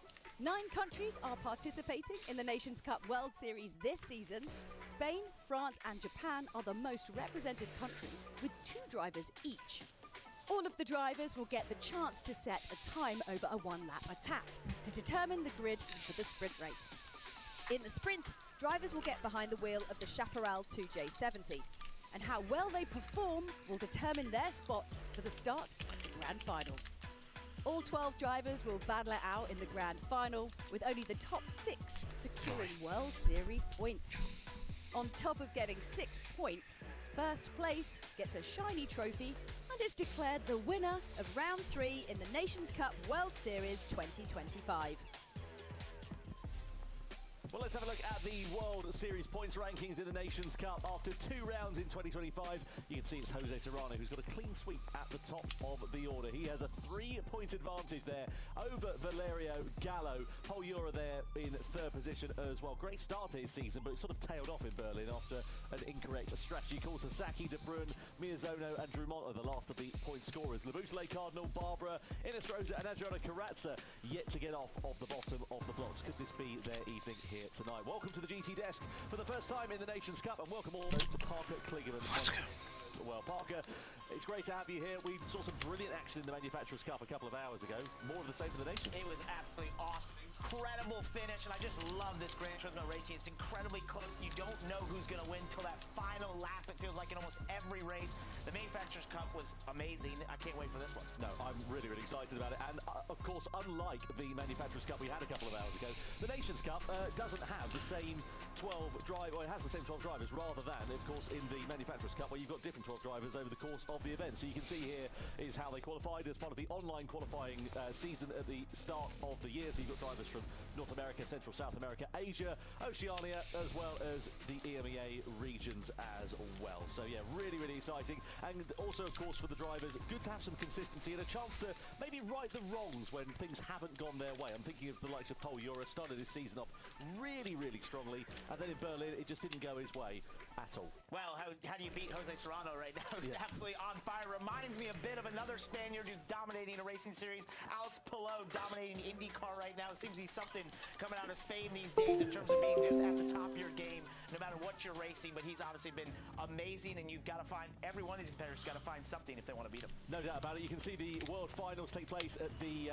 sort of middle of December, right before Christmas. We go to Fukuoka in Japan. Scan the QR code on the bottom right-hand corner of your screen. Tickets are available. They're on sale now. We would love to see you there. And hey, why not stay out for Christmas in Japan as well whilst you're at it? It's a wonderful place to go, and we're really excited to see how the championships are going to ebb and flow and evolve over the course of not only that weekend, but also here this weekend in LA as well. There is some really exciting action to come. And of course, 2 races with 2 different sets of circumstances, different circuits, different cars, and that's a big challenge, unlike what we had in Manufacturers. Entirely different strategy amongst these 2 races. So yeah, we get 2 opportunities to see how close they're going to race, to have a great finish, to have something really exciting happen, and you couldn't have 2 more different cars from different eras, except for the first one we'll be in is kind of an ancestor to the Red Bull X 2019. Absolutely. Well, let's have a look at the qualifying, which took place earlier on today. So you can see this is the one-lap attack qualifying session at the Daytona Road Course, racing soft tyres, and of course only one opportunity to set a flying lap. So if you get it wrong,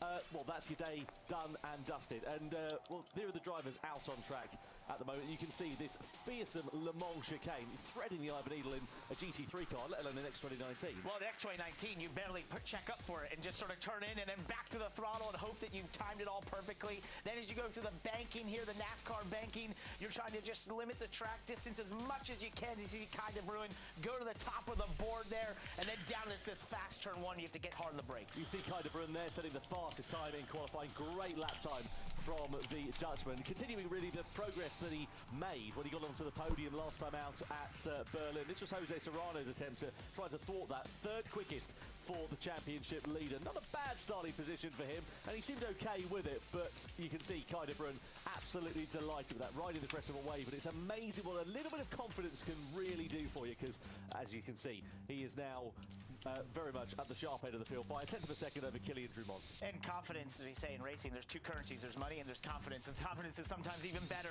for a race car driver because it's just the thing that creates performance. It creates great decision making, and ultimately it leads to having great speed. And that's what Kai de Bruyne had here in qualifying. Yep, absolutely. And that's qualifying. Of course, different set of circumstances, though, to the sprint race, which is coming along the way in a couple of moments' time. We move over from the Red Bull X2019s. We go to the Chaparral 2 racing car for the 1970s, which is unlike any car that I've seen before or since, to be honest. Yeah, because every other race series banned it after it came about. It's a fan car. It literally has a fan that sucks the air from underneath it to suck it to the ground. It's one of the most unique race cars I've ever seen, and it was kind of the birth of modern underbody aerodynamics. Yeah, we got the Watkins Glen long course as well, so very different circuit, very different layouts to what you've got at Daytona.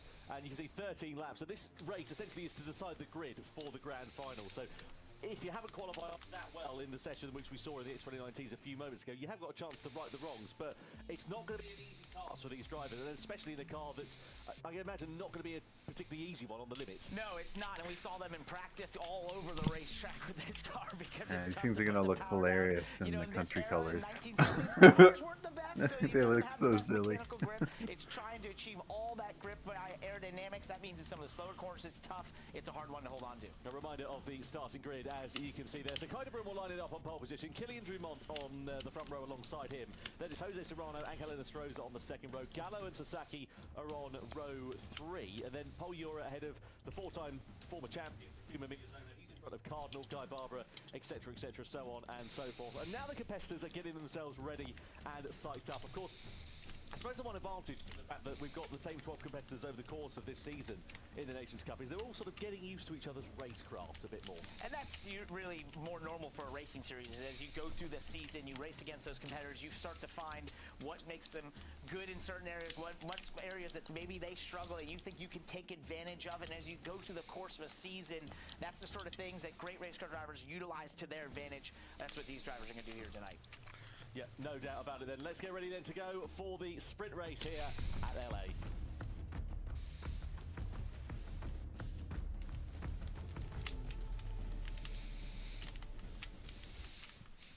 The drivers then on the circuit, ready to go for the sprint race here in the Nations Cup. This is going to be hugely exciting to determine the grid for the grand final. Kai de Bruyne lines it up on pole position. Alongside him on the front row is Kylian Drumont. Then next up on the head of row 2 is Jose Serrano, and he has got Angel Enestrosa for company alongside. Then it is Valerio Gallo. He's P5 on the grid, the Italian driver, just in front of Takuma Sasaki. Next up, Paul Ura, man who's needs to is this car just 2 speed or 3 speed? I think it's a 3 speed. Canada's Samuel Cardinal. It is a 3 speed, yeah. For company. And then next up you've got Adriano Carrazza in P11. God, they look silly. Who had some problems in qualifying. He was some 3 seconds off the pace. Now, this being a sprint race, no need to worry about tyres, no need to worry about fuel. It is flat out from lights out to the checkered flag, and it's anybody's guess as to how this will work out. And it all starts down to turn 1, a downhill braking zone into turn 1. You'll use all the runoff that you possibly can over the curb on the exit, but then it sets up a long back straightaway here on the Watkins Glen long course. One of those beautiful race. It's always the Red Bull though, man. I wish they the finale or the feature is always. Yeah, no doubt about it. What about Kylian Drumont? What can he do there on the far right-hand side of your picture? Currently 7th in the standings with just 2 points on the board so far this season. Good opportunity. It would be nice if they chose a different car, like a Formula car. He's currently P5 with just 4 points. Red Bull Junior. Possible 12 he could have scored so far this season. The opportunity really does knock for some drivers, and this is the first test of things, because as we said, this will determine that grid for the grand final. We're ready to go racing though for the sprint race of the Nations Cup here in LA as we get racing underway at Watkins Glen, and Kai de Bruyne leads the field across the timing line and down towards the first corner. Drumont, Serrano, Enestrosa all in tow behind. Into turn 1, it's not a particularly heavy braking zone, so no dive bomb moves into there. You've got to set it up quite nicely though as we then begin to start opening up the lap, and now we'll see the drivers following in the slipstream behind, just waiting for that right opportunity to try and pounce. And as you go through those S's, as you're following our driver, you can lose a sight a little bit, so you got to make sure you're hitting your marks correctly as we go here into the chicane a little bit. And this is a barely slow down with the grip that this thing makes here. Then as we head towards the boot, down into the extended portion of the Watkins Glen course, it starts to get into some real flowing corners. Yeah, no doubt about it. You can see Killian Drummond all over the back of Kyder as we come through this left-hander here. You can hear the tyres chirruping in pain as we come down in towards the final part of this lap. A long, lazy hairpin as we come through there, and you're just waiting and waiting and waiting to get on the power as we blast it on to the start-finish straight. You've got to be a bit careful about taking too many liberties through there. You run it wide, you'll end up with the curb on the outside, possibly the wall as well. Now, here's Kyder Brun, and he's in a bit of a disadvantage because, of course, he doesn't have a slipstream. He's the one in front, punching the hole in the air. Killian Drummond has got the advantage of that slipstream. Can he use it to his benefit, though? Going through turn 9, one of the slowest corners on the entire racetrack right there. Then head towards turn 10, a quick left-hander that sets up in the final corner back on the front straightaway. And you can see how flowing this race course is. You don't slow down often. That makes passing hard. You're going to try and pass into turn 1 as we head down towards that. Or it was back there, turn 7. Drummond goes all the way to the outside here. Can he get there? Not quite, just showing his nose a little bit, but that's the thing. You're going to try, if you can, get a good run off the final corner to get to the inside into turn 1. Well, that's an interesting one, isn't it? Because he didn't have a particularly bad run off the final corner for Killian Drummond there, but you can see there, it's left him a little bit vulnerable here to the attack. These just look like buses. Or boxes, really. Racing boxes. Bus stop chicane, they ride the curb over there, and you can see the car sort of chirruping over the curbs there. Looks relatively compliant. And when you hit those curves, in real life, it knocks your head around in the car. Last place, Andy has a penalty. Here, you're just trying to use Oh no. Oh no. Through that section, and now you head down towards He's like, I already did my thing today. the toe of what we call the boot at the Watkins Glen long course. So it looks a bit like a boot in some respects, and now headed to what I think is the other passing zone down into. To be honest, Watkins Glen is shaped like a person on their all fours. As long as I've ever gone there, I'm not really sure. I've looked at it. That's so odd. You know, it I can does. see that. You see it, right? Yeah, I'm not gonna say it doesn't. It's just like the boot is their elbows in their hands extended out, and then yeah, definitely looks like somebody on all fours. Sixth place rather to 7th place from where he started, so he's lost 1 position, possibly set to lose 2, maybe even 3, because Guy Barbara is right in the wheel tracks of the 2 Japanese drivers. Miyazono pulls to the inside, but has got the advantage. That's a bit aggressive and a bit of a mistake, I feel, that he tried to turn into an overtake. He was just a bit of a day late and a dollar short on the brakes there. Thankfully, he managed to avoid any serious contact. And the problem with that move is that when you try to go to the inside there into turn 1, we're seeing a battle for the lead. Drummond's down to the inside. We're going to be 3 wide. Oh yeah, this is tight. Drummond then, it is through into the lead ahead of Jose Serrano. Oh, someone's well off in the back. That's Gallo, who's entered into a different postcode by the looks of things. Gallo went flying off into the barrier, right down the order, and that is pretty much a disaster there for Valerio Gallo, because that's going to give him the mother and father of jobs to do going into that grand final from the back. Got a real tall task to make that back up, and that can happen down there when you get side by side into the bus stop chicane. Something's got to give. You've got to get single file before you turn in, or you leave yourself at risk of firing off to the outside like he did there.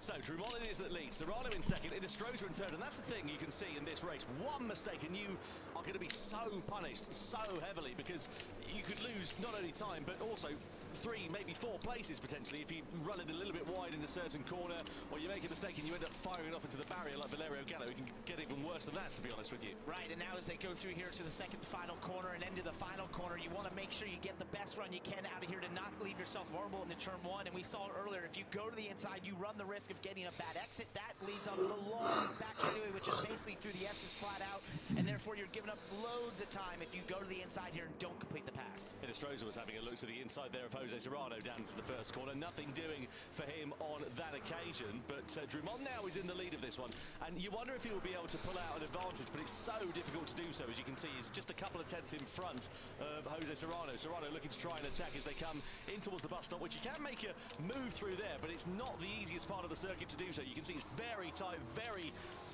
narrow in particular, and you have to ride a lot of curves. If you make a bit of What a are meal you of up it, to, you Hover? have to see what happened to Just Valerio playing Battlefield Gallo, 6. where you end up facing the Oh, scenery. yeah. Let's have a look at what happened then. So we're here with Kyder Brunson. He made a bit of a mistake through the first couple of corners. Got a little Are you wide racing there at in the Spa X's and next the week? X's, and once you do No. that, it leaves you completely vulnerable down here. He gets overtaken by I'm very three busy cars with for that stewarding mistake, because and that's commentating basically a and straightaway. When you leave stuff turn like one that. all the way to the bus stop, you've got to treat it like a straightaway. Any checkup in your speed, you're going to pay the price. Jose Serrano was threading the eye of a needle through there. He's going to try and get 2 places for the price of 1. Meanwhile, Yeah, once upon a time, Hover actually used to be a pretty fast driver. Still am. Actually, I've heard a lot of people say they're grateful for me to not win or to not drive because they know, you know, basically every race will be between me and Wade, and that's not fun to watch. Respectfully. Huh? The charge of Sasaki and Miyazoto, who are right in his wheel tracks here. That was very messy in some respects, but Paul Hero It would take me about 3 months minimum to get back up to speed, though. I will say that. 8, then towards 9 was able to gather up, was played defensive and held on to the spot as they head down to turn 1. Yeah, through that first corner we go. Lap 5 out of 13. Still plenty of time left in this race for the complexion of it to change. Angelo Stroza kept his powder pretty dry over the course of the first portion of this race for now. And you can see as we make our way through this right-hander. I'll just have a look at the tyre usage requirement. And we're actually going to require a pit stop in this race, so that's a bit of a unique thing. But you don't need to change a set of tires. You can, but it adds 6 seconds to the pit stop essentially. So it's a mandatory pit stop, but you don't have to change tires. Right, interesting. So that's going to make things particularly exciting, one would imagine there, because It's not 6 seconds, it's 4.1 seconds. Gain a bit of time in terms of track position then in theory. Let's have a look at what happened to Valerio Gallo while we're figuring all that out. He just got a bit too much curve on the, a bit too much curve on the inside, and that just sent him straight to the scene of the crash basically on the barrier. So an unforced error for Valerio Gallo there, unfortunately. But yeah, we'll see how the strategy for the pits is going to work out for this one, as Killian Drummond has got Jose Serrano. Anybody try that new frickin' Baja Blast cake?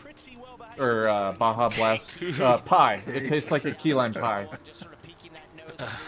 Yeah, honestly, I was gonna say like, It's a pie. If they were crazy enough to try a cake. I want to try the Baja Blast pie, man. It looks good. Is it like the hell green? It's a Baja Blast. Yeah, You don't know what a Baja Blast is? Green. It's I know what it is, but like, is it the color green? Like, is the pie green?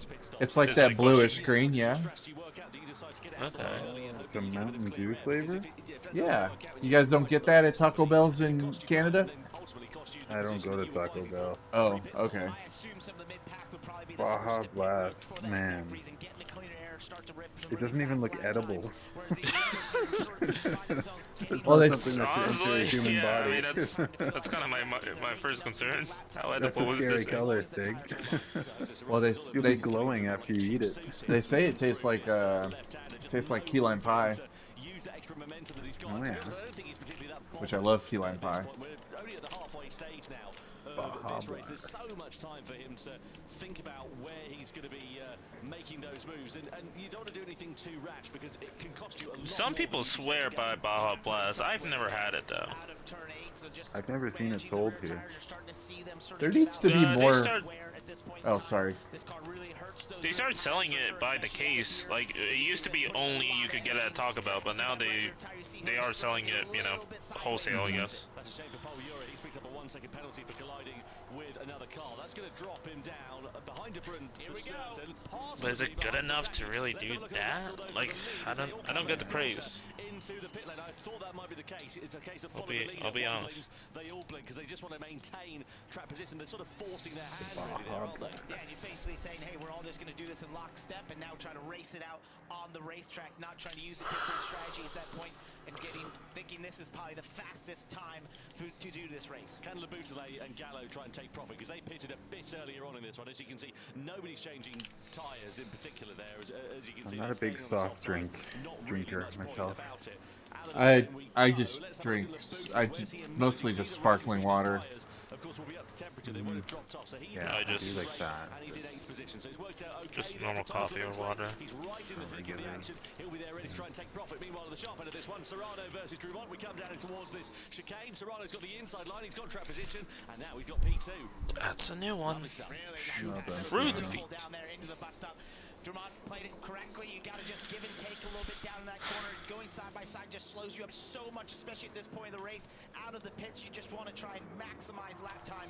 I feel like the sprint race should be worth points. I don't know why it isn't. I agree. I feel like it should be worth 1 point for 2-1 for the podium. No, I wouldn't even say that. I would say that they should just 1 point for each place, and then the feature is just worth double. First place would be, you know, 12 points, you know. In terms of the Gran Turismo World Series, trying to utilize these different rules to your advantage. We'll see if Jose Serrano's got the speed to start. It is weird to me, like watching Formula One, having first place be worth like 7 points more than P2. It's weird seeing this just only 1 point more, you know, 6 points to 5 points. Like I think it should be 7 to 5 or something. I think it's just... Formula One on a... I was gonna say Formula One is more the oddity in terms of racing when it comes to that sort of point system. True, yeah.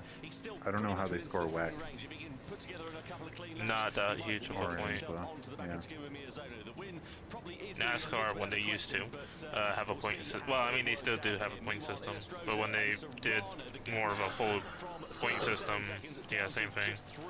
So that's nearly a second or so that the prevailing field have managed to close up over the course of this lap. Might leave Inestrosa and probably will leave at the end of this one. It's going to come down to Kenny Block. Kenny Block, how's it going to time out? Most likely just looking at the timing here, they are definitely going to catch him with at least a lap, maybe two. Serrano is insane. He's just so quick. Under investigation for a collision there as well. So we'll see how that one has all worked out. They're in 7th and 8th place there, respectively. You're in front of Le Bousselet. You better win. I put my bet on him. Did you, yeah? Yeah. I think I chose Miyazono. Jose Serrano's liking is behind him as he's gapping there to Drummond a little bit as he continues to increase that gap. That's going to give him options when he catches Inestrosa to have some options and not have to protect at the same time that he's trying to be on offense. When he's making trying to crazy time on he Inestrosa. continues to gap the drivers behind him. Yeah. That's helping him out. He's just gapping Drummond, and Drummond is a monster. Yeah. To give you an idea of the difference in pace, we can see the gaps now come down to 1.6 seconds between Inestrosa and Serrano. Last time around, for Inestrosa, a 1:31.3. Serrano, a 1:29. Steak, don't you play Battlefield or no? No. 3 seconds, sorry, 2 seconds faster than the leader. It is a case of when and not if. Right now, I only play Gran Turismo and City Skyline 2. A bit of a sitting duck in this race. I mean, he's made 3 positions up. That's fair. Everyone has a alternate game from Gran Turismo. I didn't for a while. I don't. Well, you're too busy to have a second game. Yeah, that's true. He's pushing as hard as he can. Unfortunately. Toronto. Holy cow. He knows Jose Serrano's going to get there, but the question is when he does he I am choose to sort of just thinking let him go of and try to doing Project Motor the Racing. time loss here instead of trying to hold him off and sort of slow It him looks down. okay. I'm just concerned because they were talking a big about their single player and stuff like that, but it seems to be underwhelming. I just hope, you know, that's not like, you know, the beginning of a huge case of lies. Because that was one of their main selling points, was that it's going to be such a intricate and well-designed career mode, you'll never get bored of it, blah blah blah blah blah. But people seem to be very disappointed already, and yeah, I mean, if one of your main selling points doesn't deliver on launch, I don't know what to tell you. These S-bends and in towards the chicane will be where Serrano will try to launch that attack. In the slipstream he is then, he's closing up into the back of Inestrosa is just a sitting duck here. Yeah, he doesn't have the tire. I guess a lot of people actually did take tires. And that was the best case scenario for Inestrosa there, to have him pass down the straightaway into the bus stop. There's the least amount of time lost going side by side. Now he's going to do his best to try and hold off Drummond. Yeah, I can imagine that is going to be a particularly difficult task, as well as there for Kai de Bruyne, who might be able to try and take profit if Jerome does get held up there behind Innistrode. He's got the inside line, and look at that, that was decisive and clinical for Drummond. Oh, de Bruyne's walking through. De Bruyne up there too. Kind of half ajar, and he just said, look, I've got to make as much ground as I can, and he threw it into third position, looking to try and launch that attack there on Drummond into the right-hander, but the door not quite ajar enough for de Bruyne to launch an attack into that next right-hander. Through to the left we go then. Serrano now leads, and all the while they were stuck behind. Innistrode. He's now dropped down to 5th place, by the way. It's got them a bit of time, and you can see the gap now for Jose Serrano. He's built that up to over a second. Yeah, he was really able to vault away, and they were sort of caught up here as we go on board with Paul Ura. We're going to see the two Japanese drivers, Miyazono and Sasaki, have a bit of a tete-a-tete through the left-hander, I think, and it sends Sasaki into the wall, and Ura takes profit of it and slides himself up into 6th place. He said, thank you very much. Yeah, nice and easily done. Yeah, they're under investigation for one another as well. I should imagine they won't be on each other's Christmas cards list after that one. Cardinal's gone for an interesting 2-stop strategy, but he's having a bit of a dog's day at the office right down at the bottom of the field, so there's no harm in trying a bit of a gamble here in this race. Through the bus stop we go, though, with Kylian Drummond, Kai de Bruyne there in 3rd position, and look at this, Takuma Miyazono right on his back bumper here. And let's see whether the Japanese driver, the 4-time world champion, is going to be able to launch an attack. It looks like Sam Cardinal's retired from this race, the Canadian driver, or whether he's got some technical problems, I don't know. But either way, for him, it has not worked out at all, and he'll be starting that grand final right from the very back of the grid, unfortunately. Cardinals' Nations campaign has not gone well. It seems. Momentum, maybe try to set up from the final He corner just seems down off into the turn 1. We've pace seen that compared movement to these guys in attempted a his couple cars. times, or hold back and try to use it down into the bus stop if you're keeping up with Innistrode, who qualified 4th for this race. Not the no tire strategy. He's all the way back to 8th right now. That has not panned out for him. No, it's a gamble, and it didn't pay off. I mean, look, he's had no points scored so far this season. He's right at the bottom of the order. Has to try something to try and get himself up there. It was a risk, and unfortunately, the reward is not there for the taking. Down in 8th position as the best he can hope for as it stands for now. Meanwhile, here is Miyazono in the slip-through of Kai de Bruyne. He's got the inside line down into T1. Can he make that stick? That'll be brilliant if he can. Oh, Ura's going to walk through it as well. De Bruyne's going to get shoveled to the curb on the outside and loses 2 places in the space of 1 corner. So Miyazono and Ura are through for 3rd and 4th place now, respectively. Ura on the attack against Miyazono. What a fantastic run he's had through the first couple of corners. Miyazono knows that, goes for that defensive line, and here comes De Bruyne ready to try and take profit of it as well through the bus of chicane. There's contact. Ura's onto the curb. De Bruyne goes back through on the inside as well. So Ura goes from attacking to defending to losing places. What an awesome bit of battling there amongst these drivers. They played it as clean as you possibly could there. Paul Ura was trying to stay there, but he just couldn't, and at that point he couldn't get through the bus stop correctly. You're out of phase, you're out of the line, and that opened up the door for Kai de Bruyne. Yeah, worked really nicely there for Kai de Bruyne, and he lives to fight another day. Let's see whether Ura can launch a retaliation. Innistrode is down to 9th. Right back into play then here for this one as well. Miyazono is the man on the move there. What have we got? A lap and a half now remaining, so not much time left. At the front of this one, Jose Serrano has built out the advantage, but he's pretty much stabilised at about 1.2 seconds or so over the likes of Kylian Drummond. Simon and his popcorn. Another further 1.6 seconds. He is in front of Takuma Miyazono, so maybe not a battle for the podium that we're going to see to the end of this one, but you never know. One mistake from Miyazono, and it could be right up to play for again. It was an optimistic move by De Bruyne there through turn 8. It's left him vulnerable here to Paul Ura as we go down the front stretch. As he tried to do what Miyazono did a lap before. Yes, he's looking to the inside, doesn't quite get there, thinks better of it. Now he'll try to set up for the exit and down towards the bus stop. That was smart there from Ura. You can see what he was trying to do, just force De Bruyne to break a few meters too late, run it a bit wide, compromise his run. It didn't quite pay off for him at the moment, but there's every opportunity for them to try and take profit. Labutale's there lurking in the background as well as Takuma Sasaki. This is the final lap of action, and this is the race that will decide the grid for the grand final. No further action. Oh wow, Sasaki teammates as they came hit to each other. A few laps ago. They kick up grass and dust and dirt on this final lap as they are really. Well, are they really teammates? Really, De Bruyne just trying Team to Japan. hold off Ura at this point right now. Yeah, but like, are they really teammates? Not really. It's personal bragging rights. In this lap, but it's really a battle there for 4th. If Miyazono Oh. No way, I just turned on them, bro. Look at this. What's going on with the stream? My stream died. Yours died? Oh. Yeah. It did. Oh, the whole stream died on the last one. The lot.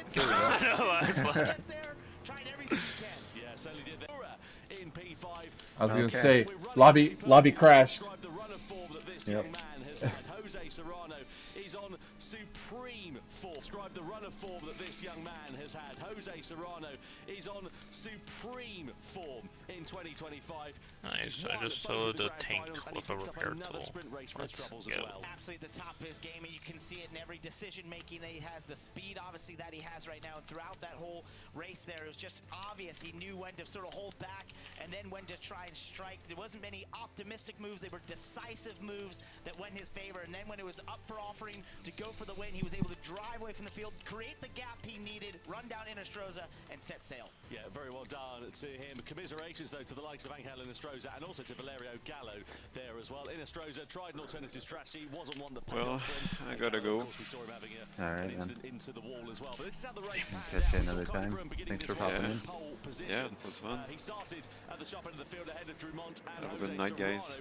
Have a nice night. Clean affair at the sharp end of this one. We saw Euro making a move on Sasaki in the opening couple of laps. There's a bit of hip and shoulder between those two drivers as they made their way through that hairpin. This was Valerio Gallo's undoing, though, as he just took too much curb on the inside. I'm gonna go eat dinner, guys. I'll be back. Actually, I'll probably call. Actually, I think I'll call it a night. Yeah. But tomorrow we gotta practice higher. No, I'm gonna watch it upstairs. Okay. Yeah, I'm gonna go upstairs because wife's making steak. As his tires wore down, everybody else began to speed up. Yeah. Very vulnerable in the closing stages. Lovely.